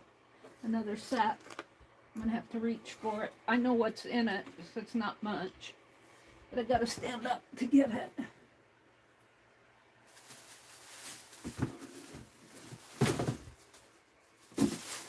I had to make room for all this stuff was on my desk. All this stuff was on my desk, and I had to clear it off to do that eco print. I found this box, which is a lovely box. A nice box. I'm liking these boxes. Here's another Blue Friday. I spent $22 for all this stuff at Goodwill. The boxes and what's in there, the fabric. I think I got a fair price at that Goodwill, I would say. Usually Goodwills disappoint me, but this I was not disappointed this time. Put that down with my stuff. Get the sack. This is the last. I might save this Blue Friday special event at Goodwill. Get 25% off or 25% off if total purchase for lucky winners. 10% off blue tag items. 10% off blue tag. Look at this box. Isn't it beautiful? Do I have to turn my camera? I don't know how I'm always turning my camera.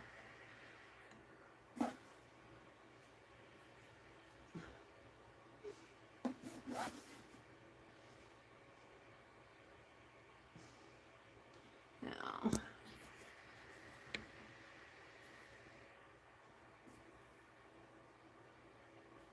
Hold on, I'm waiting for my laptop to catch up with me. I'm adjusting my camera. Well, that's as good as it's going to get for right now. So in here, I have candles. Because I'm liking candles. And I did not notice that this one had a border to it. And this one cost me $3. It would cost you more than that. And it hasn't been burnt. That's a bargain. This one cost me $3 and it hasn't been burnt. I like to burn candles out in the living room, and this one cost me $3 and it hasn't been burnt. And the box cost me $3. $3 for this box is a bargain. It's a nice box. You would pay more for that. And I like the boxes because they keep all my stash items, fabric and sewing stuff, in a nice covered area. So that was my Goodwill haul. And then later today I'm going to go pick up those wooden spools. I'm excited to get those wooden spools. Let's see, this box. Well, I'll put it behind me. I got a stack of stuff behind me. What's next? I want to experiment, but let me come out and look at chat. Let me get a drink of water. What time is it? It's 7:30. I go until 9 on Thursday mornings. So we got some time. Let me refresh my chat.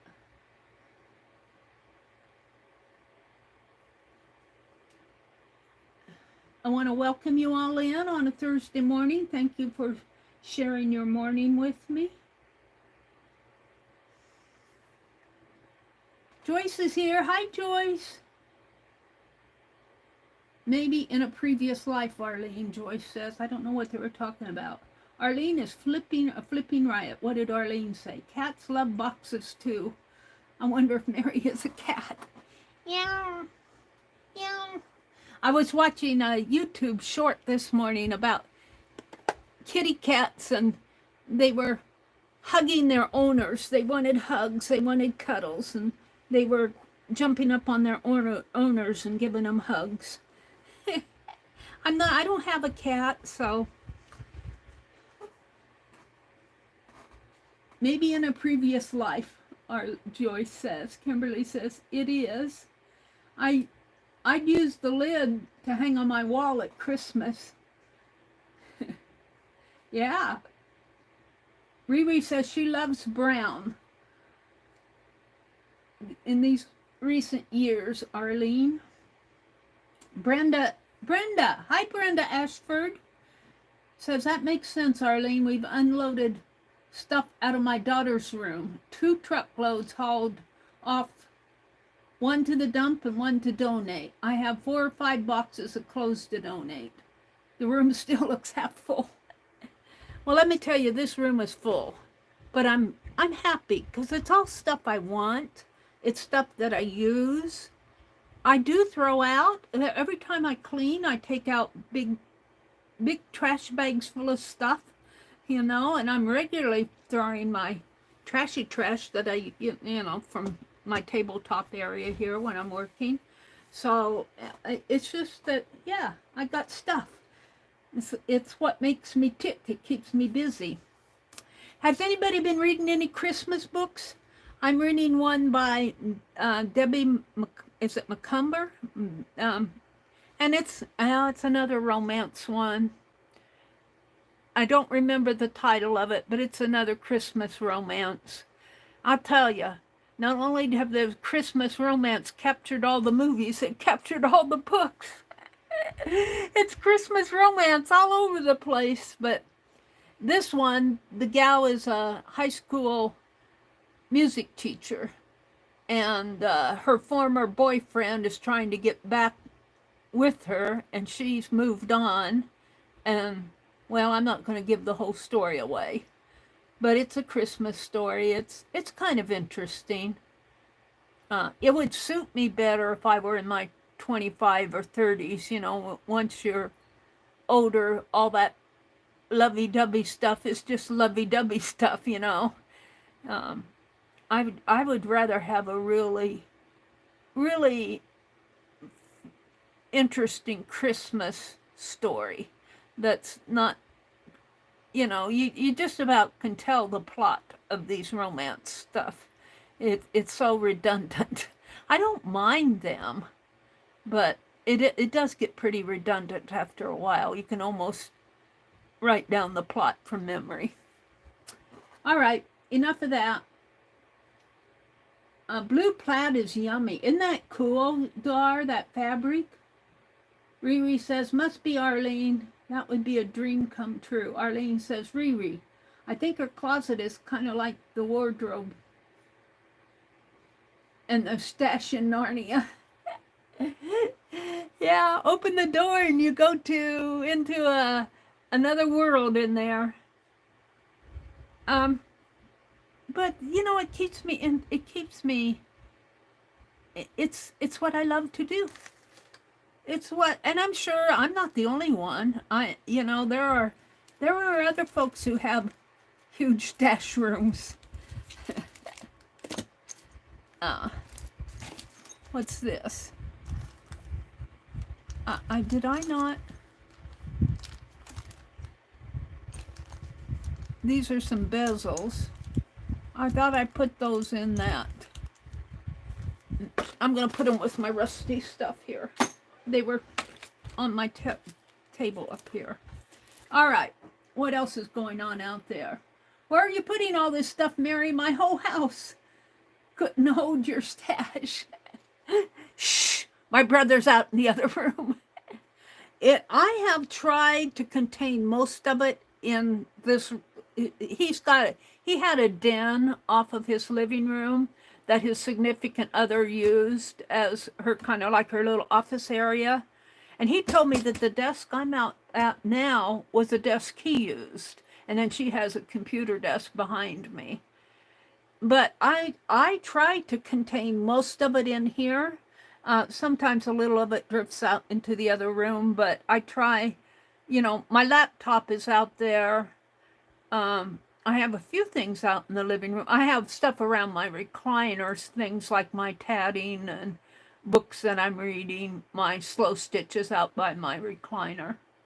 But other than that, there's a little stash closet to the left of me where that secret closet was that my mother's books were in. I moved those all upstairs.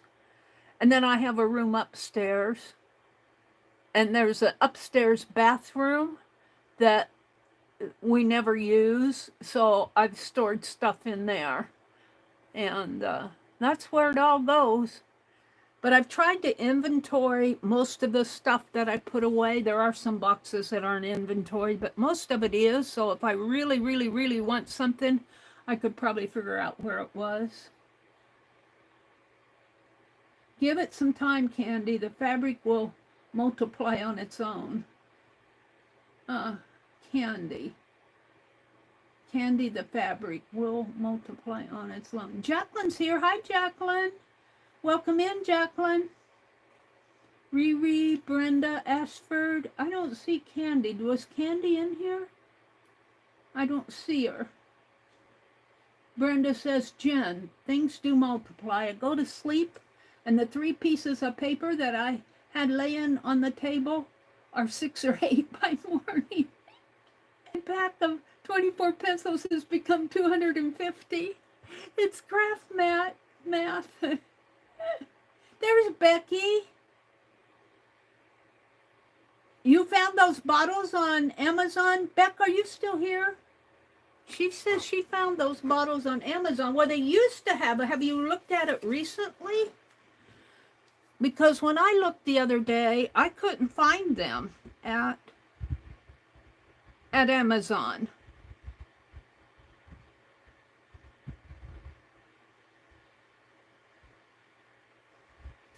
Oh, hold on. I got to get my password.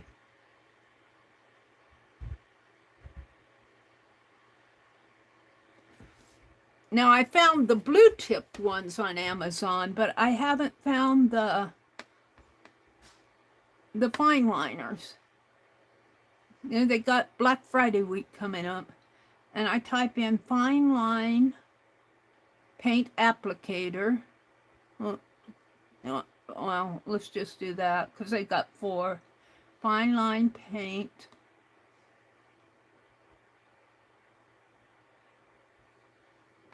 Fine tip, fine, I want fine line. Fine line, L-I-N-E. Go. Oh, there they are. They were not here the other day when I looked for them because they popped right up.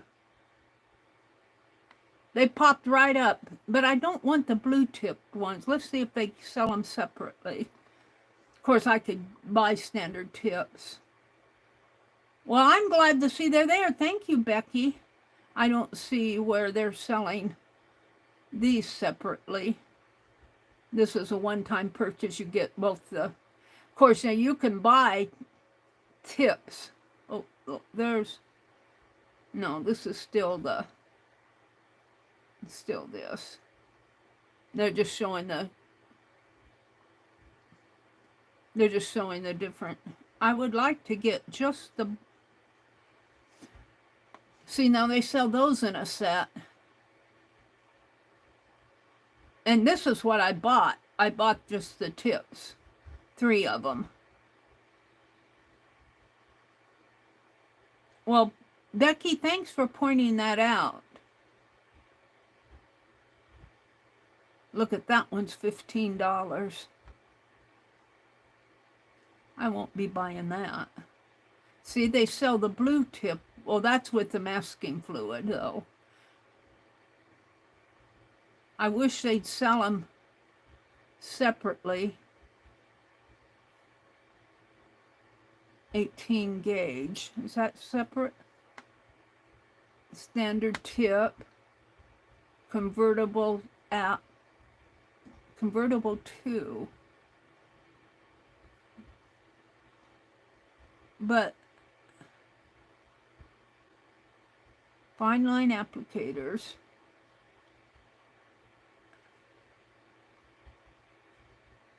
It's a pack of 1, but it's $9. Now I was getting them at Hobby Lobby for about $6, and that's pretty expensive for one of them. What do they have? /748.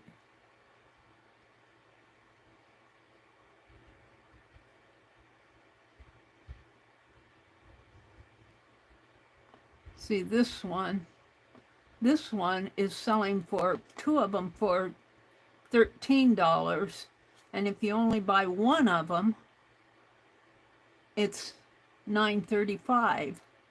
So you're almost saving by buying 2 of them. But I wish they would sell 2.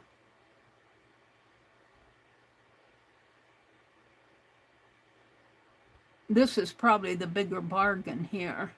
And you could take the tip off of, buy a package of tips and put on that bottle. You'd be saving. I'm going to put this in my cart. Thank you, Becky. What's in my cart? I got 2 things. What's the other thing I put in there?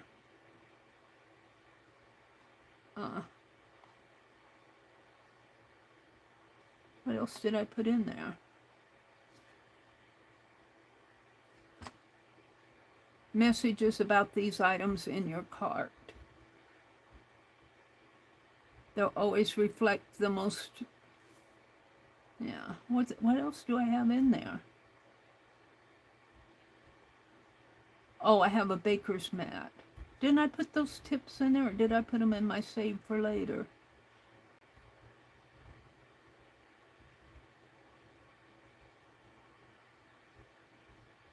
Yeah.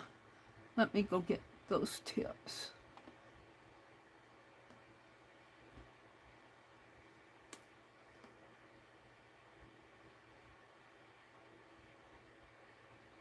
Where are they?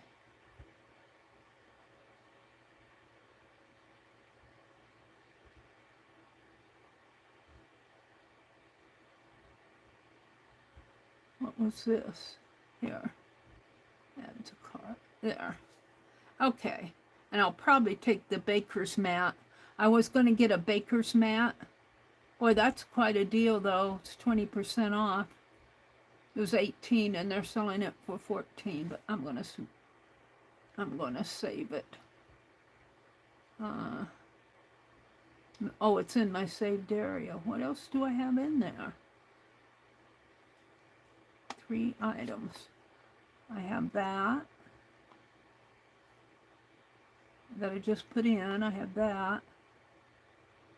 Oh. I don't want that. There we go.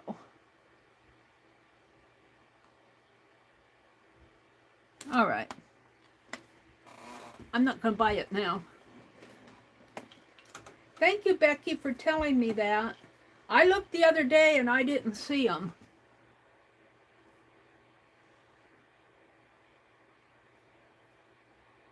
Kitty Jen says, I haven't bought anything but markers, colored pencils, composition or notebooks, and glue sticks.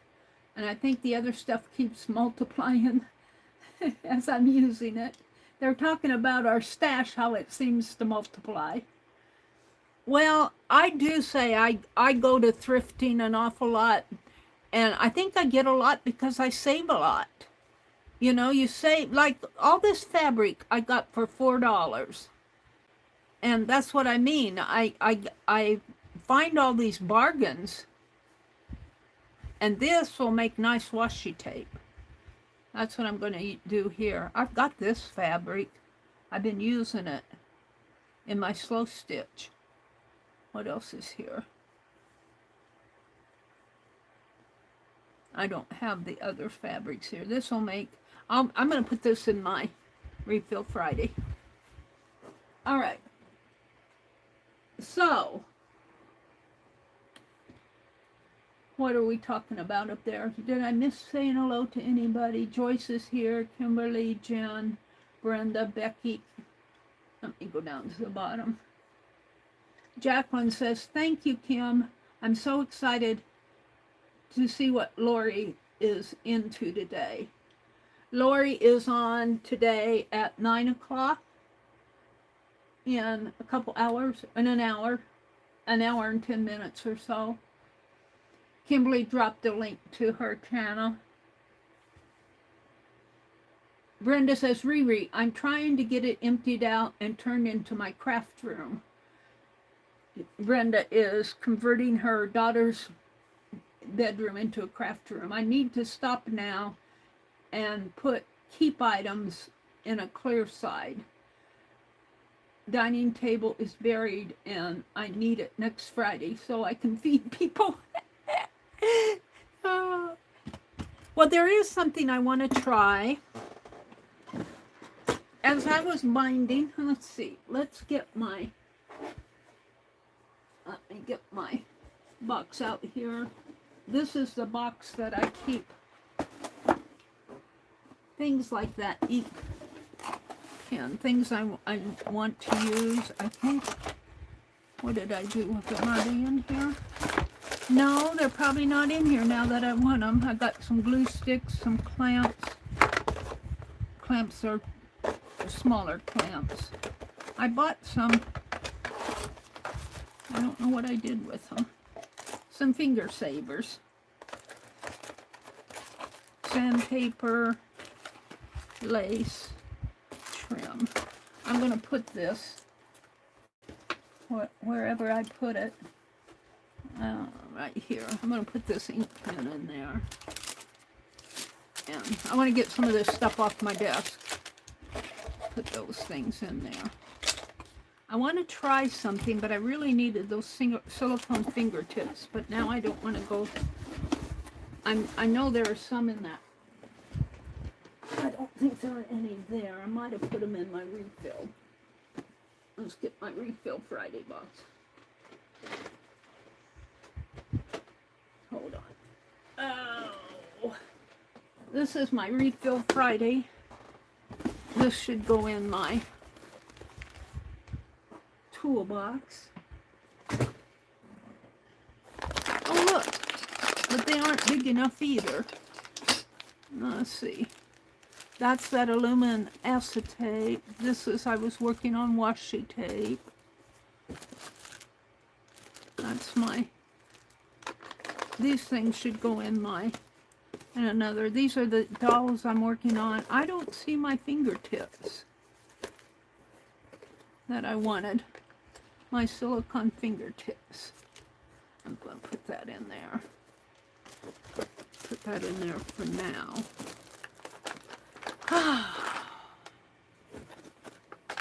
All right, I'll do it without them, I guess. Let me put this stuff back over here. I want to try an experiment. I just have to find my stuff to experiment with.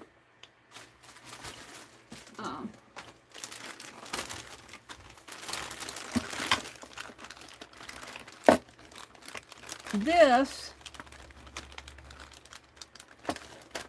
what's this?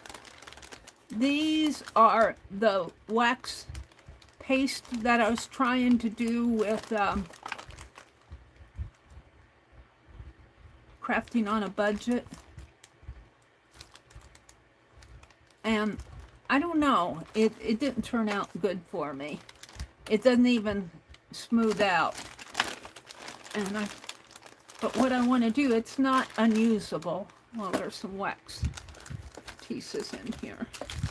What I want to do is take some of this, and maybe even this, and I have this little warmer, and hold on, I have a spoon over there someplace, a little spoon, and I'm just going to leave what's in there.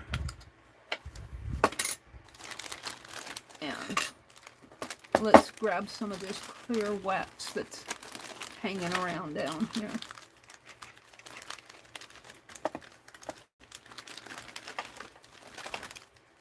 And I don't care if I get some color in it. That doesn't matter for what I'm going to do.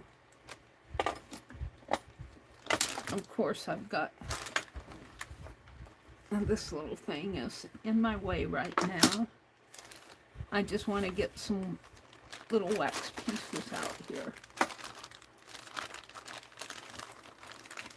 And I've been grading this block down to make this.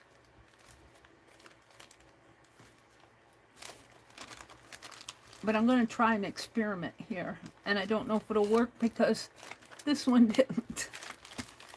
I can still use this. I can melt this down. It just didn't make the paste that I wanted. I obviously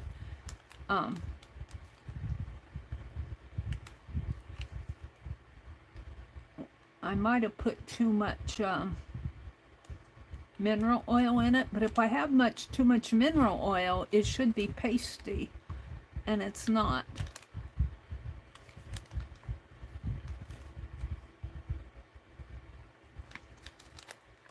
But when I put it on paper, it's really oily, and that's not what you want. So I'm going to research that a little bit more, and I have another one here that's the same way. This one is a little softer.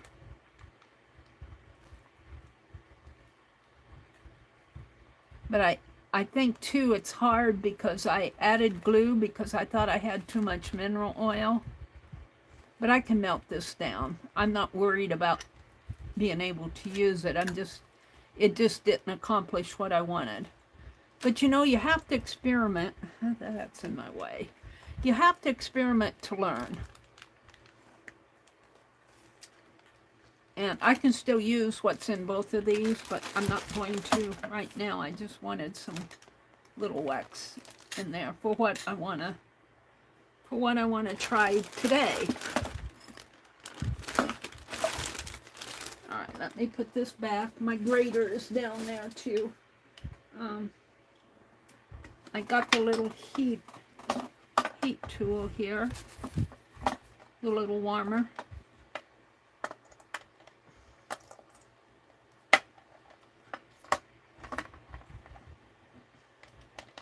And this was in my toolbox, and I didn't realize it. It needs to go in my box with the... And it goes right here, and then you put your wax in there. And let me plug this in. I've had this for a while. I just never use it.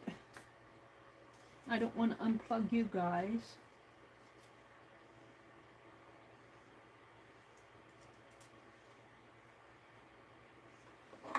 All right.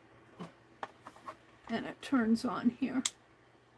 So the red dot is on, and we'll just let that sit in there. And in the meantime, I want to grab a length of this thread. And now you guys know what I'm up to. I'm going to try to make some wax thread by running it through here. That's why I wanted my fingertips. We'll just try a little piece.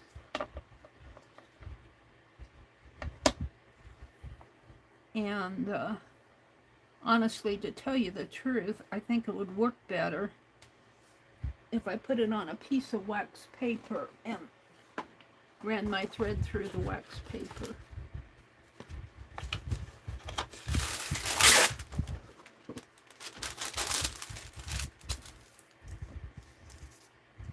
and just run my, but the problem I'm going to have is my finger's going to get hot with that hot wax. And I was looking for my silicone fingertips.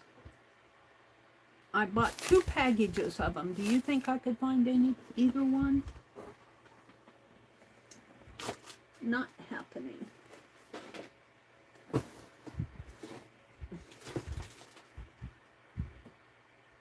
I saw them the other day. Now I don't know where I want them. I can't find them.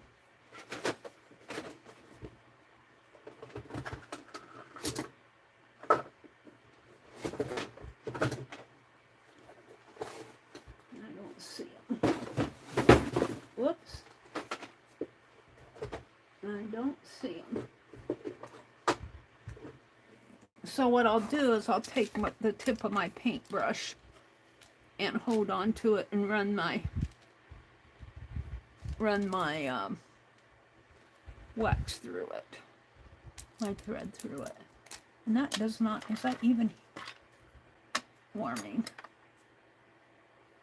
Yeah, it's just taking some time. I can do faster with my heat gun. I'm going to unplug you guys for a minute or two and plug in my heat gun.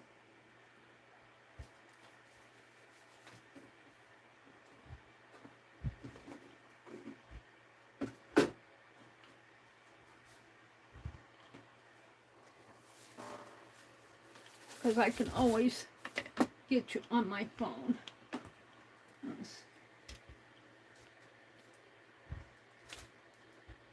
Oh, we can see if this will work.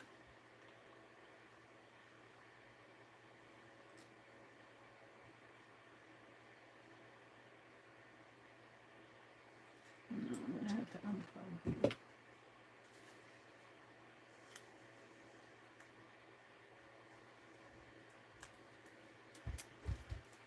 All right, and let's get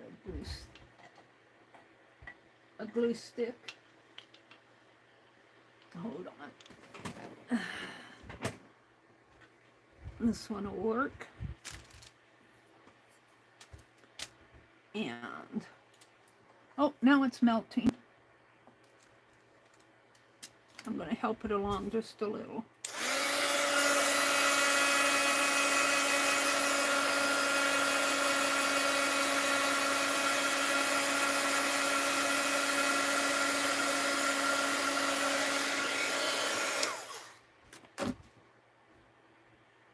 I think it's more of a warmer than a melter.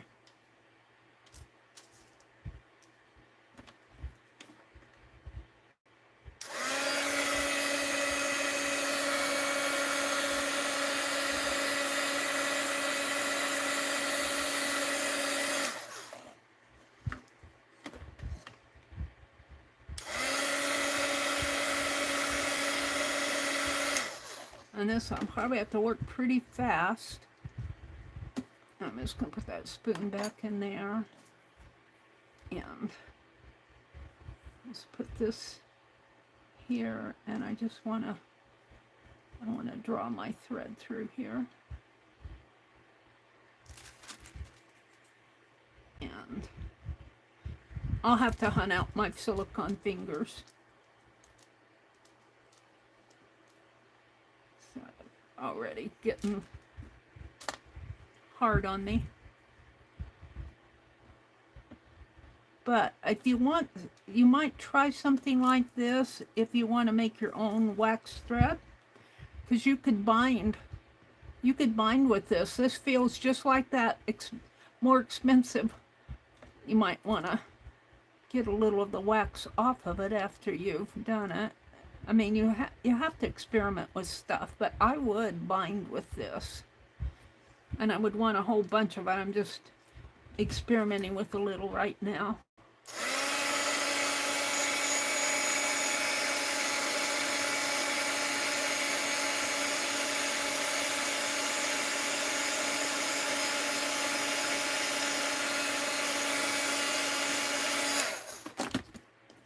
Let's get it over here. I got my fan going too, which makes it, I'm not set up. I'm not set up here. Yeah, it's drying. Hold on.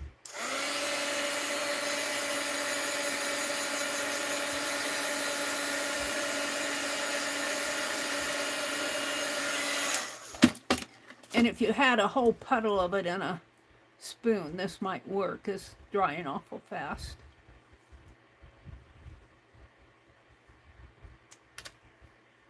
But I do feel wax on this.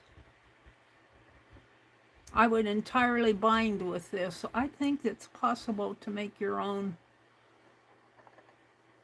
And I don't know if it would work in the spoon.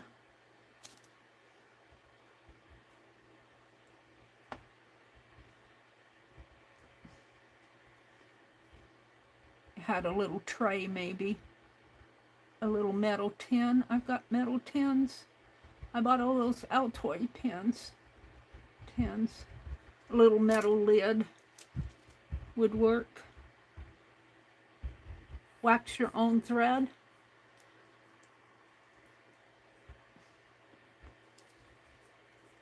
You see it's gotten onto there. I would probably try to smooth it out a little more though. And that's probably similar to what they do when they wax thread. They probably just pull it through a pile of wax.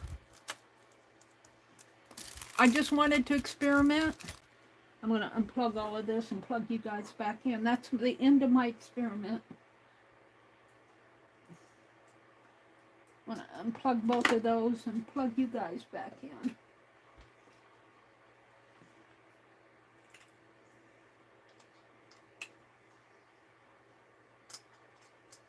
There you go. I should have turned that off probably. All right. Put that back there. I think that's entirely doable. I'm not wanting to sit and do a whole bunch of it right now. I just wanted to see if it would work. And I think it will if you have the right tools. I'm not set up to do it properly. It's just a little experiment in waxing thread.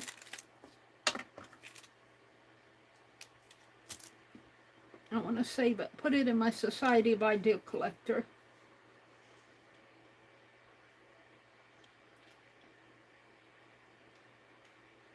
Put my heat gun back over there.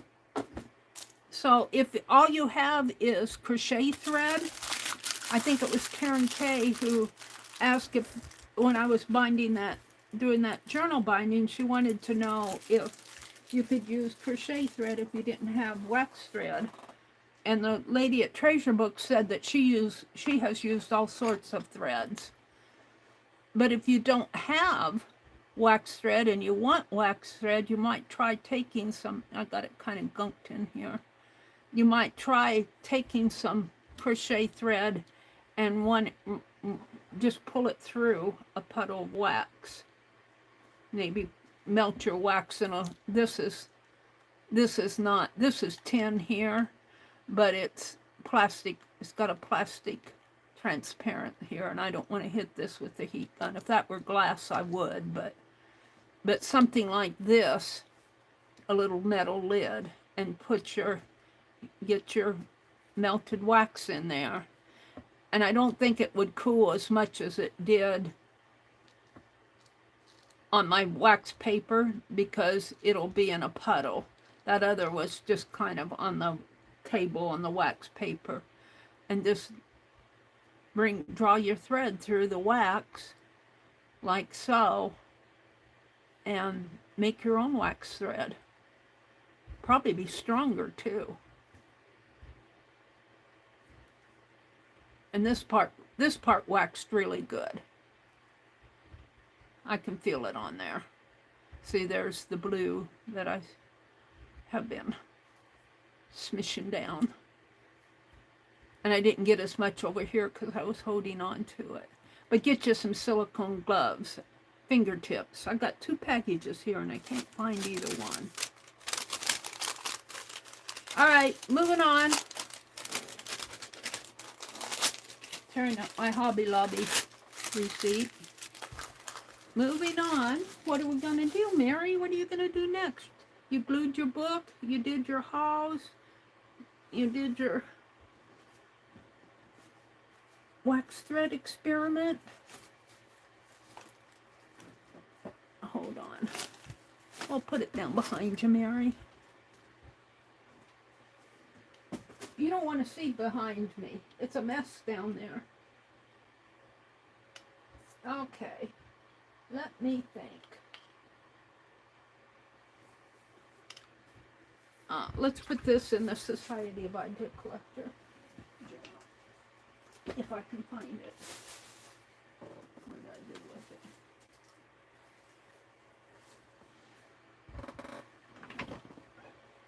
with it? I've rearranged things here this morning, getting that photo album out. And now, every time I rearrange stuff, I can't find what I want. I'm looking for my Society of Idea Collector. Did I put it underneath?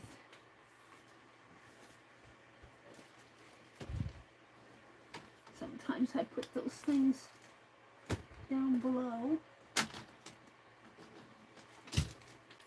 I don't see it. Well, I guess I won't do that right now.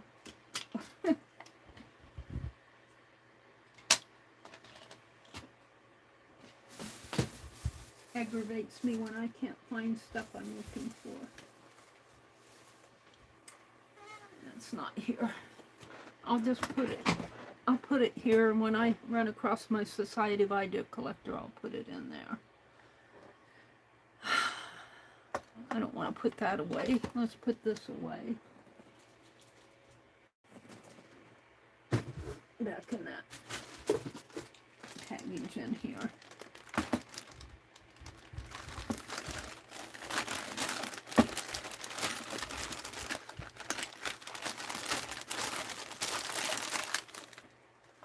All right. I know what let's do. Let's have some fun here. I messaged Deb to see if she had any more of these packs of jewelry. She said she'd have to check, and she never got back to me.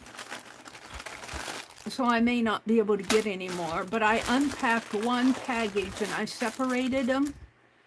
And these are little embellishments. These are buttons, and these are broken jewelry. And I have 3 more packages to go through. So we're going to go through one, but I'm only going to go through a portion of it at a time.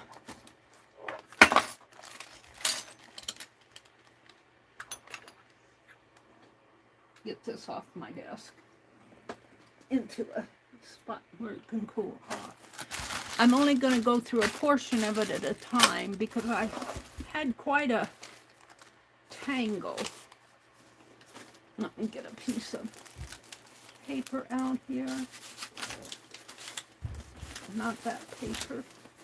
Piece of scratch paper. Which of course is on the bottom of everything. Come on.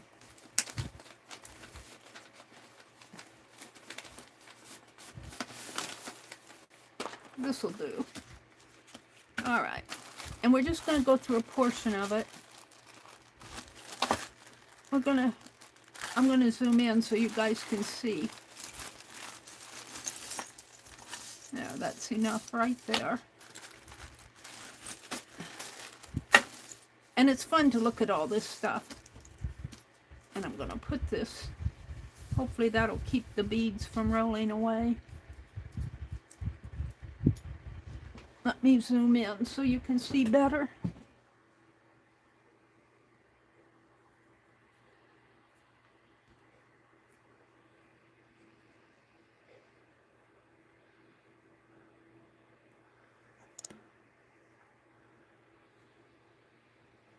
How is that? Oh, do I have to change it? Oh, I think that's good. Brenda says, I thought it would be Cynthia. Let's see, what is it? What are they talking about?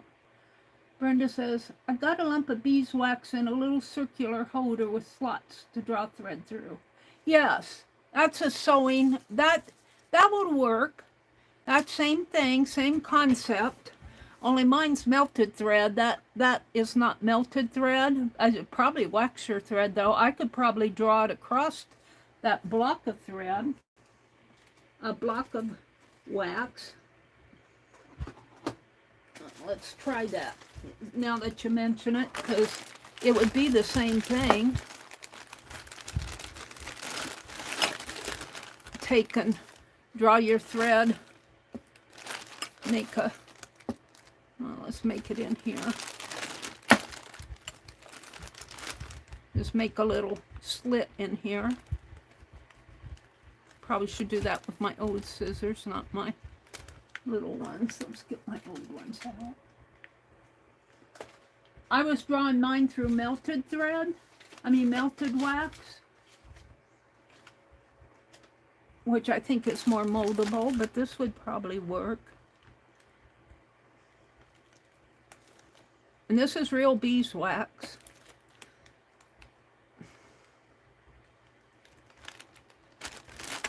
I'm just making a little dent in there.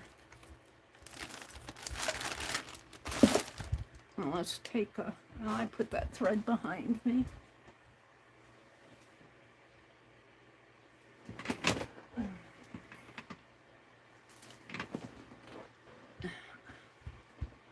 Cut a little piece off.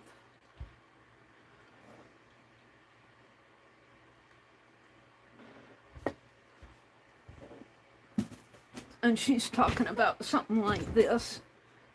Just draw it through.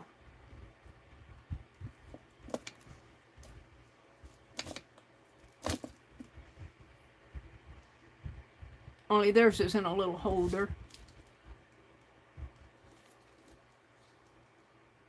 Might want to draw it through more than once to get it completely waxed. I don't feel the wax on this as much as if I draw it through melted wax.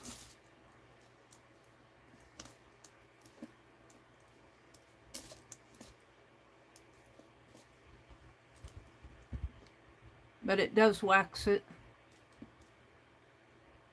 I would draw it through more than once to get a good coating on it.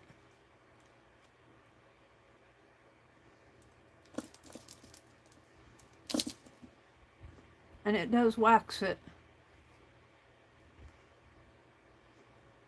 I have to say though, I prefer putting it in the hot wax. You get a nice coating on it. This has a coating on it, but it's not as thick. And this is a big hunk of beeswax. This is real beeswax. So there's several ways to go about doing this.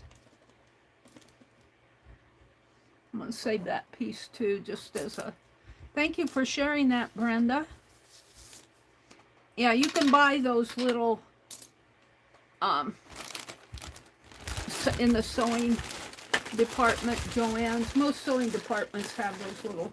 In fact, I might have one out with my tatting stuff that I don't use for tatting. All right, we're going to look through this. This is like a little bow embellishment. It's a bead. It's got a hole there, so I'm going to put it with the beads up there. Beads and the jewelry I'm putting in the same spot. Look at this. Look at this. It's the beginning of a cluster. Look, there's a hat and a jacket. This is a beautiful little, it's a pin. Only she put a piece of lace around it. That's cute. I like that. I'm going to keep that out. This is a little beaded, looks like maybe an earring or a part of a jewelry. This is a rose. I'm going to put that with the embellishments. Here's a button. The buttons I'm going to put over here. I'll put my scissors away. Here's a filigree piece. That'll go with the embellishments. Chain links, broken jewelry. Broken jewelry and beads are going in the same thing. Here's a little floral piece of lace with a bead in it. I'm going to put that with the embellishments. Here's looks like an earring. A little floral piece. I'll adjust my camera here.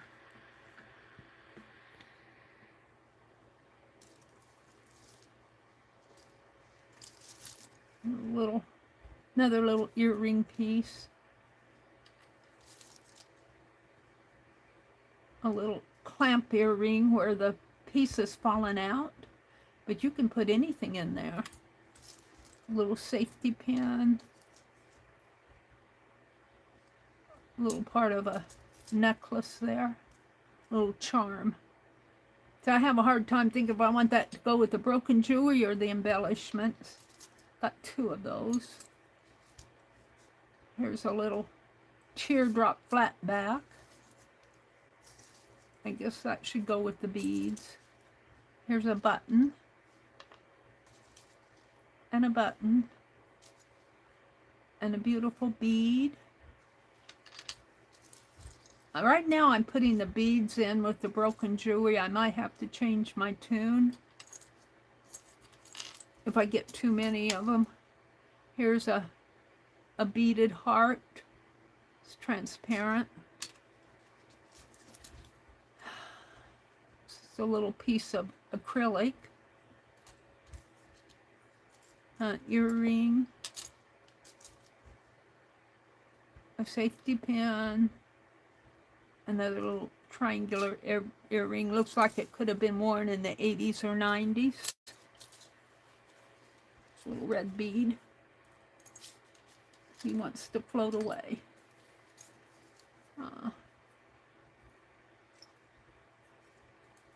Looks like something that was attached. I'm going to throw that away. Piece of scrap.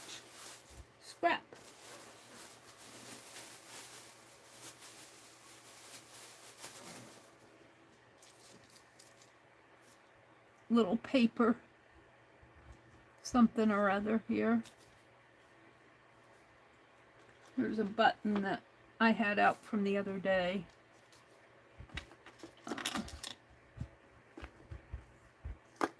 Yeah. This says, it's a stick pin. It says KOENVISSER. It's a stick pin. I love going through these things. A button. A clear bead. Looks almost like a marble. But it is a bead. It's a very pretty one. Another little floral. Oh, this is cute. I should have a piece of paper here to show you. It's a little hanging lantern. That's cute. Oh, it's a bird cage. It's got a little bird in there. Put that with the embellishments. A button. A paper clip. Little safety pin. A button. An earring. Little piece of lace. It's a metal. Oh, it's a clock. Look at that. Isn't that cool? It's even got a little winder on it. I don't think that was a part of a clock. It's just an embellishment. Buttons, buttons, buttons. Little safety pins. They're rusty. Rusty safety pins. Little paper pieces. Safety pins, buttons.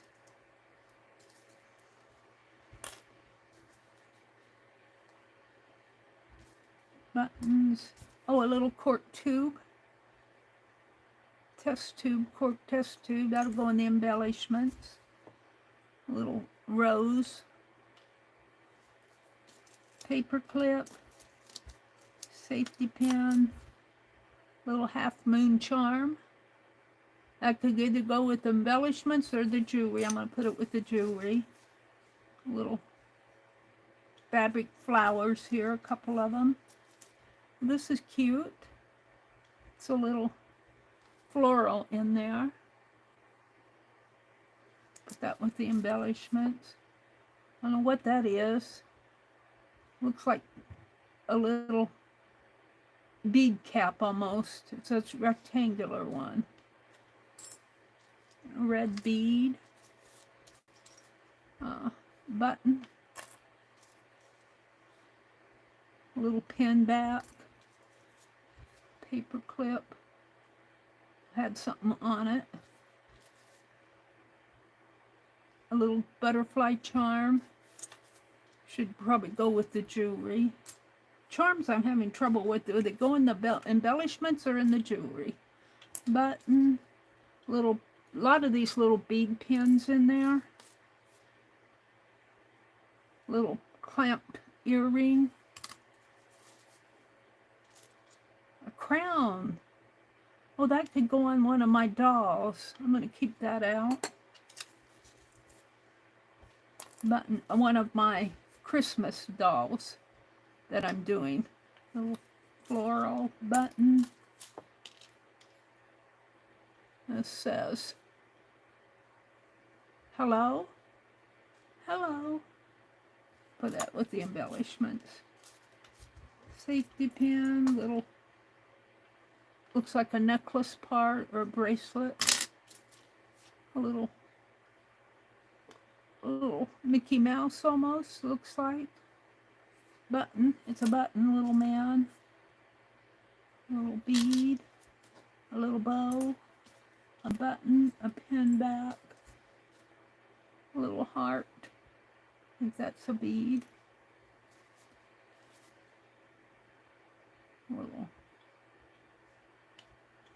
Little piece that looks like it was a shamrock that was glued onto something. A little red rose, clothespin, little bead,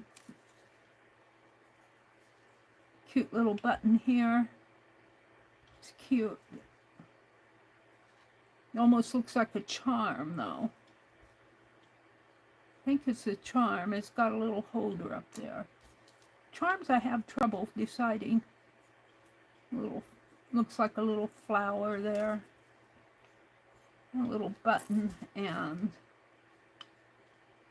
a little corkscrew charm. Charms go into both packages, I think.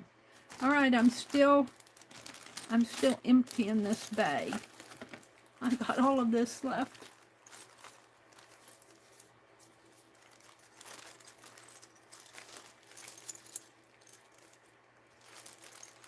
Let's see what else is in here.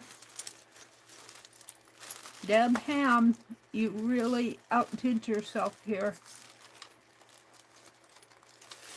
She hasn't answered me if she has any more available. She said she'd have to check, but she hasn't gotten back to me. Little bead. Maybe she said, I have enough, Mary. You have enough. Look. This looks like it might have been soldered together. It might have came that way. R, a T, and a picture frame. RT. That's interesting. I'm going to put it with the jewelry.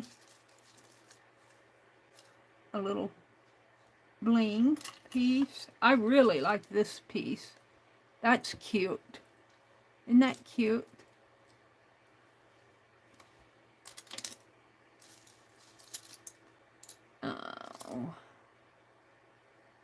I think that's a piece of my thread that I cut off. Or did that come out? I don't know where that thread came from.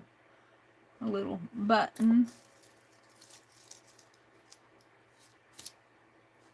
Looks like a little mini quilt holder maybe. I'm not sure what what this is. It's got a paper clip hanging off of it, if I can get it out of there. Not sure what that is. Could have been a clock hand. Not sure. A little flat back, whatever. I'm going to put it with the jewelry. Here's another one. Probably earrings. Paper. It's fun to go through this. Here's a paper clip. Somebody made a paper clip out of a rusty star, and it looks like they put a, is that a flower on the back? I don't really like the flower on the back, but oh, and here's another one with a Christmas tree. We'll save that out for my journal. These are pretty. Looks like a little bling inside of there. Interesting. Whoops. Button. A little jewelry piece here. And I'm not sure. These look like they're beads, I think, or they're kind of a semi-barrel shaped, but they got holes in the end there. I'm putting them with the jewelry. A little alphabet A for Atelier. And here's another A Scrabble tile for Atelier. Here's another little test tube. A button, a bead. This is just fun to go through. Here's a metal clock face. It looks like it might have been a Tim Holtz piece, maybe. Not sure. Paper clip. This looks like it was a piece of broken jewelry of some sort. A little red button and a bead. I gotta get my buttons in there. The buttons and the embellishments in their separate piles. So, some links off of a necklace. Paper clips. Paper clips. Another little test tube. A little star button. A little,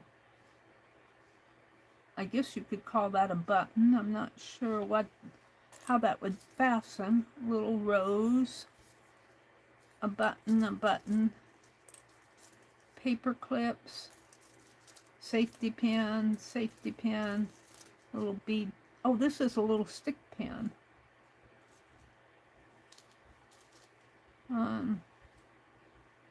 A little, looks like a little gingerbread man. No, it's a little smiley face in a sock. Little Christmas earring. Here's a windy, a clamp. Sort of a clamp, winds in, but nothing in the inside of it. I would think that you could do something cute in there. Paper clips. I don't wear those type of. There's a little piece of fabric. A little floral. Paper clip. Buttons. What time is it? I got 8:35. I got a half an hour.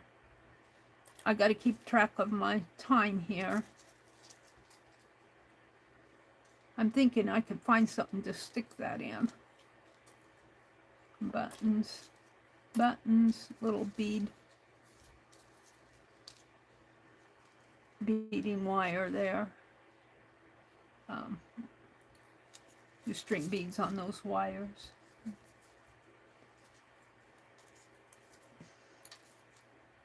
A little butterfly charm. Little teeny paper clips. Little red heart. Bling.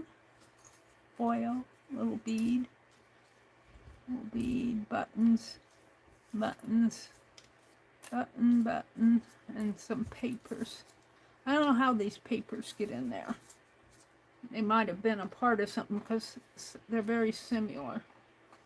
All right, I'm ready for some more. We'll just go through this one bag for the next half hour. Get that. That's cool. I wonder if this could be straightened out a bit. It could with a couple pliers. It's very pretty. And make a nice little, gosh,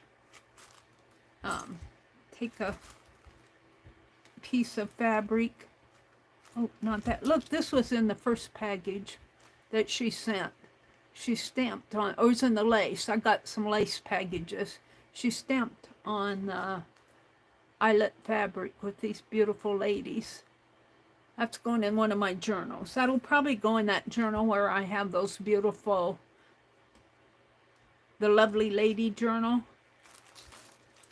All right, I'm gonna pull some stuff out here. Look at this necklace. Ooh, it looks like pearls, but I doubt that they are. But boy, I'll tell you, they look pretty real. Usually you can tell if they're not real, they are very nice pearls, because if they're just fake beads, they chip, and these are nice ones. Looking at hooks here. I would not take this apart, I don't think. This is a nice necklace. I'm almost wondering if those are pearl or fake. They almost look real to me. They almost look real.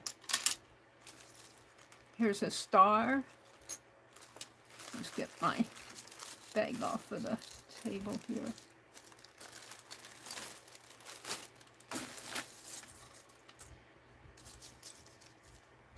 I'm going to keep that out for a minute. A little clamp back earring.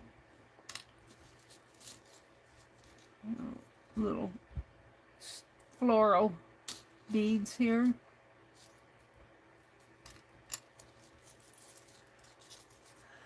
Oh, look, it's a lamb, but it's metal. I wonder if that's a magnet. Find something metal. My lamp is metal. Hold on. Let me see if that sticks to my lamp. No. It could be lead. It's some sort of a metal. Is it a mold? Looks like a little lamb. Interesting. Interesting piece. Guess I'll put it with the broken jewelry. A little bead. A used Scrabble piece. A little heart bead. A little butterfly charm. Another one of these, only it's got bling in it. A little button.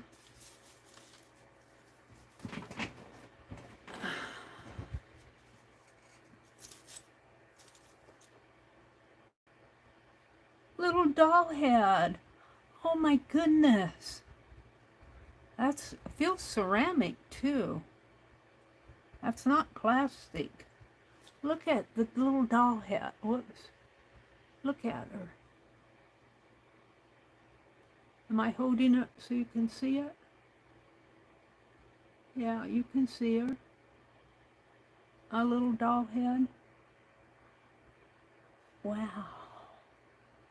That's being saved out. Little ring. A floral flat back piece. Pretty. Another little heart bead. Little floral. A little tag here that says wallflower. Wallflower.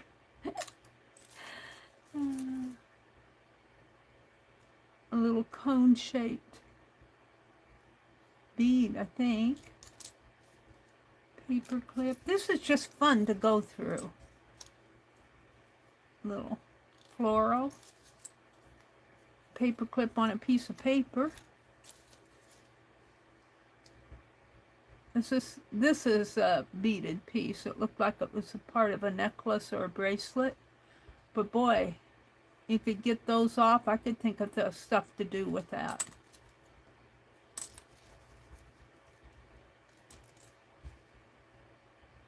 Little red piece here. It looks like a brad, maybe. It's a brad. Needs to be bent up. Becky had to run. She says, I'll see you all later. Let me go down. Hi, Maritza. Welcome in. Brenda says, I used to put my grandmother's earrings with the screw on the back. They could be painful. Yeah. Yeah, I remember those. There's an E Scrabble tile. There's a cameo.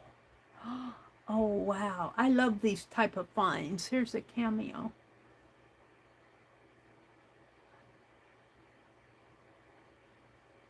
Isn't that cool? I'm up too high. Wow. That goes with the little doll head. A little bendy piece there. A button, a button. A little, looks like a broken piece of a jewelry. Bling. A brad. Little piece of fabric, ribbon. Another little piece of ribbon in there. Or trim. A button. A key. Another key. This one has bling glued to it. It was made into probably a necklace of sort.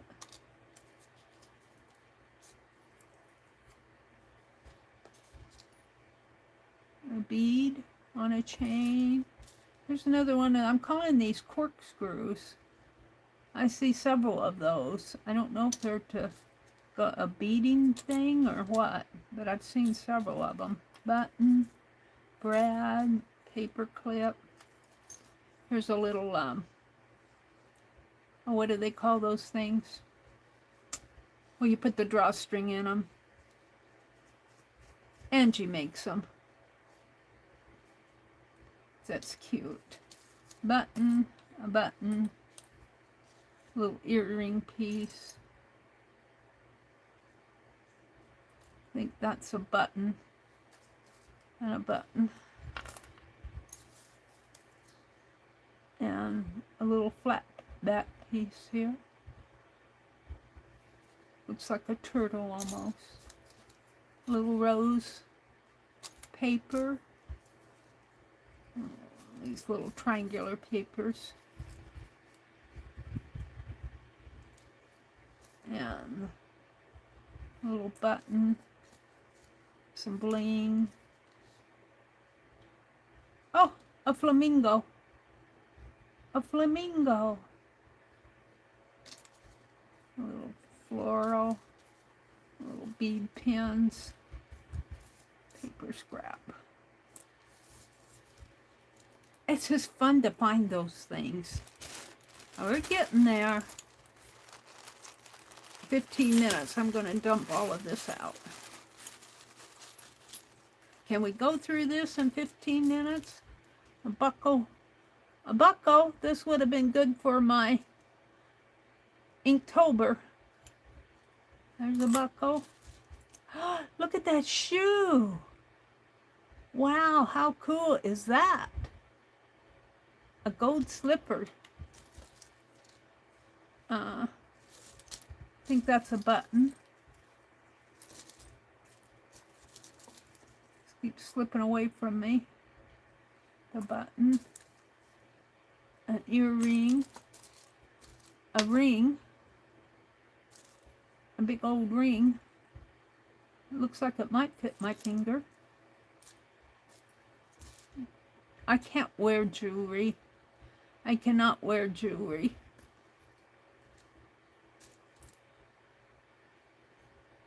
And this, if you got it on, you'd have to use soap to get it off if you had a fat finger.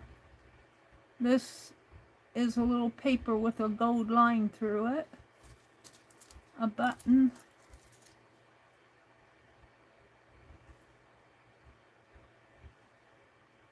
This is some sort of a piece. I don't think it's metal. I think it's plastic. It might be metal. It's got some embossed areas on it. So that should go there. A safety pin. A real pretty floral piece with a, it looks like a horseshoe. A pretty earring back here.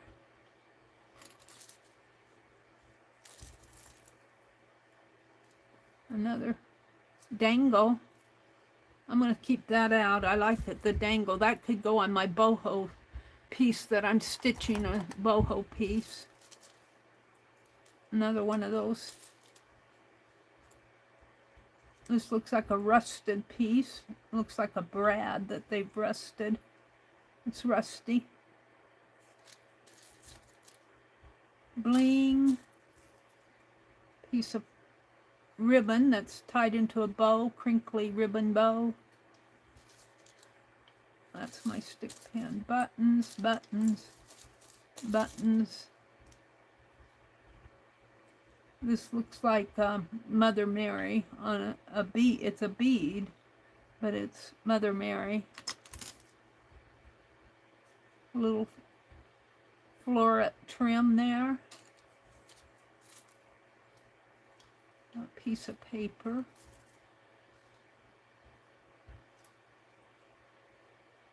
Looks like a tie clasp with a lantern on it. But it also has a hook there. Maybe the lantern goes this way. It looks like a, no, it's a pin. Oh, it's a clamp, one of those clamp pins. Well, it still could go on the tie though. I could see using that for slow stitch. Safety pin. Now, I said these were garters, but you guys said that they were, well, it could be for the bra too. Not this. This is hooked onto it. They look like garters to me. But it could be for the bra straps. I don't know. Here's a steampunk heart button. I'm just about done. This is a broken jewelry piece. Another piece of lacy trim. Teeny little bead. A dragonfly. It's a charm. This looks like another rosary piece.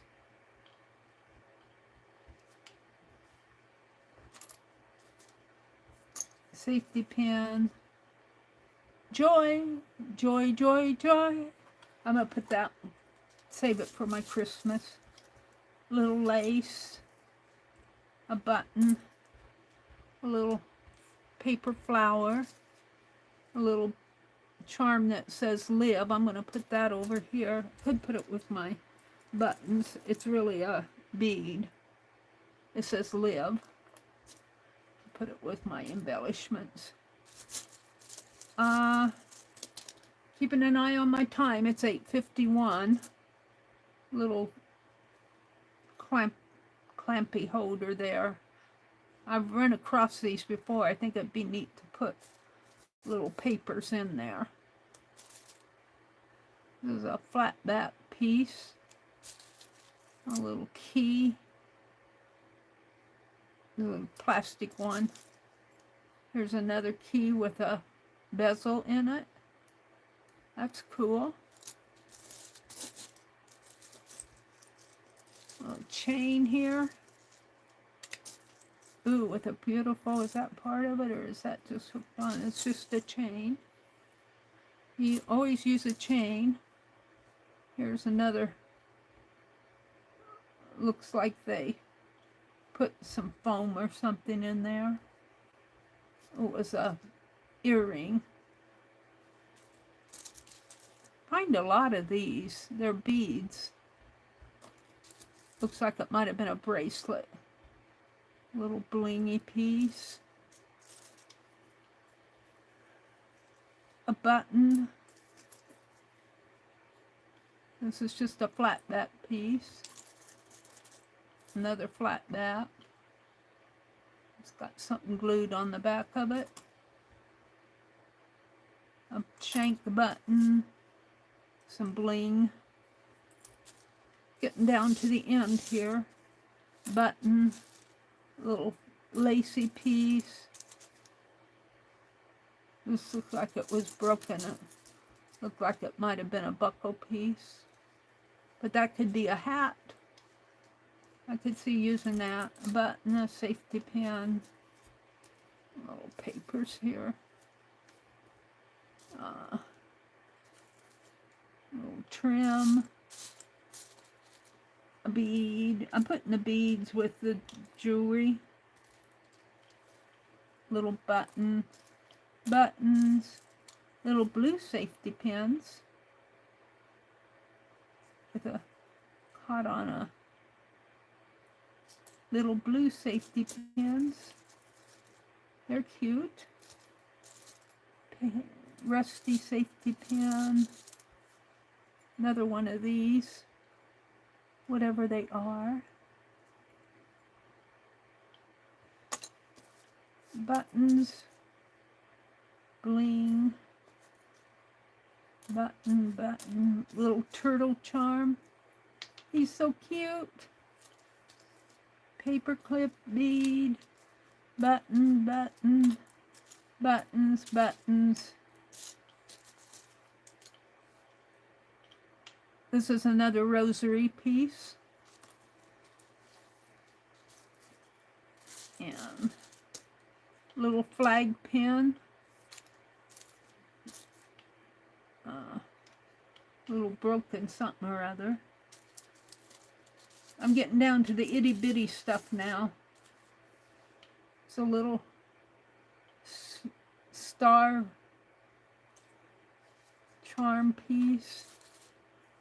Beads. Little flat back stick pin earring that has the charm out of it. Buttons. Paper clip. I'm keeping an eye on the time. I've got 6 minutes. Little, looks like a bead. Paper clip. Little flat back earring thing.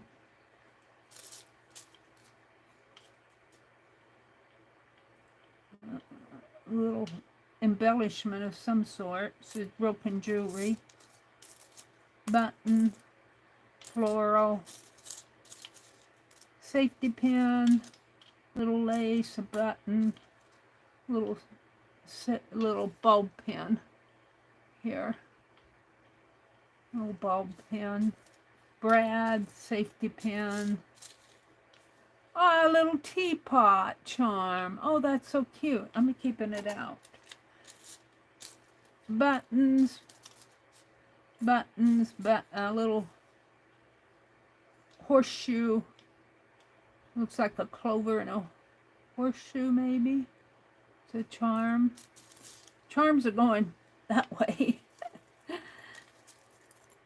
Safety pin, little floral, little red button, little white button, a little teeny buckle, buttons, a little beaded piece, a little button. Lori Paint Girly is coming on next at 10 Eastern in about 4 minutes. So I want to thank you guys for coming in and spending your morning with me. I'll sort all this little stuff out later. So I want to thank you guys for coming in. Meri, make a journal charms for days. Yes, I can. Yes, I can, Kimberly. And thank you for dropping a link to Lori Paint Girly. She's going to be on in 3 minutes. So I'm going to hop off. A yo-yo. Thank you, Brenda. That's what that was. It just slips me sometimes. I know what they are, but, you know, when you're online, sometimes your mind just doesn't go there. You're very welcome, Dar. Thank you guys for spending your Thursday morning with me. Jacqueline said they're yo-yos, Meri. A lady lookbook journal. Yes, a lady lookbook journal. And we could use a lot of this, maybe the charms and the embellishments in that journal. I just love that. I'm going to go through those other laces and see if she put any more in there. All right, go enjoy Lori Paint Girly. I'm going to run to town and pick up some wooden spools. And I got quite a little stack of them that I'm going to use in my slow stitch. So have a great day, everybody. And let's see, this is Thursday. I know Dusty Unicorn comes on, and I know Beth Schuler will be on tonight. And, oh, wait, let me hurry here. Let me hurry. Thursday, who do I have on Thursdays? I have Kathy Arbor at 6 p.m. I have Paint Girly at 10 a.m. Dusty Unicorn at 9 a.m. Eastern. I have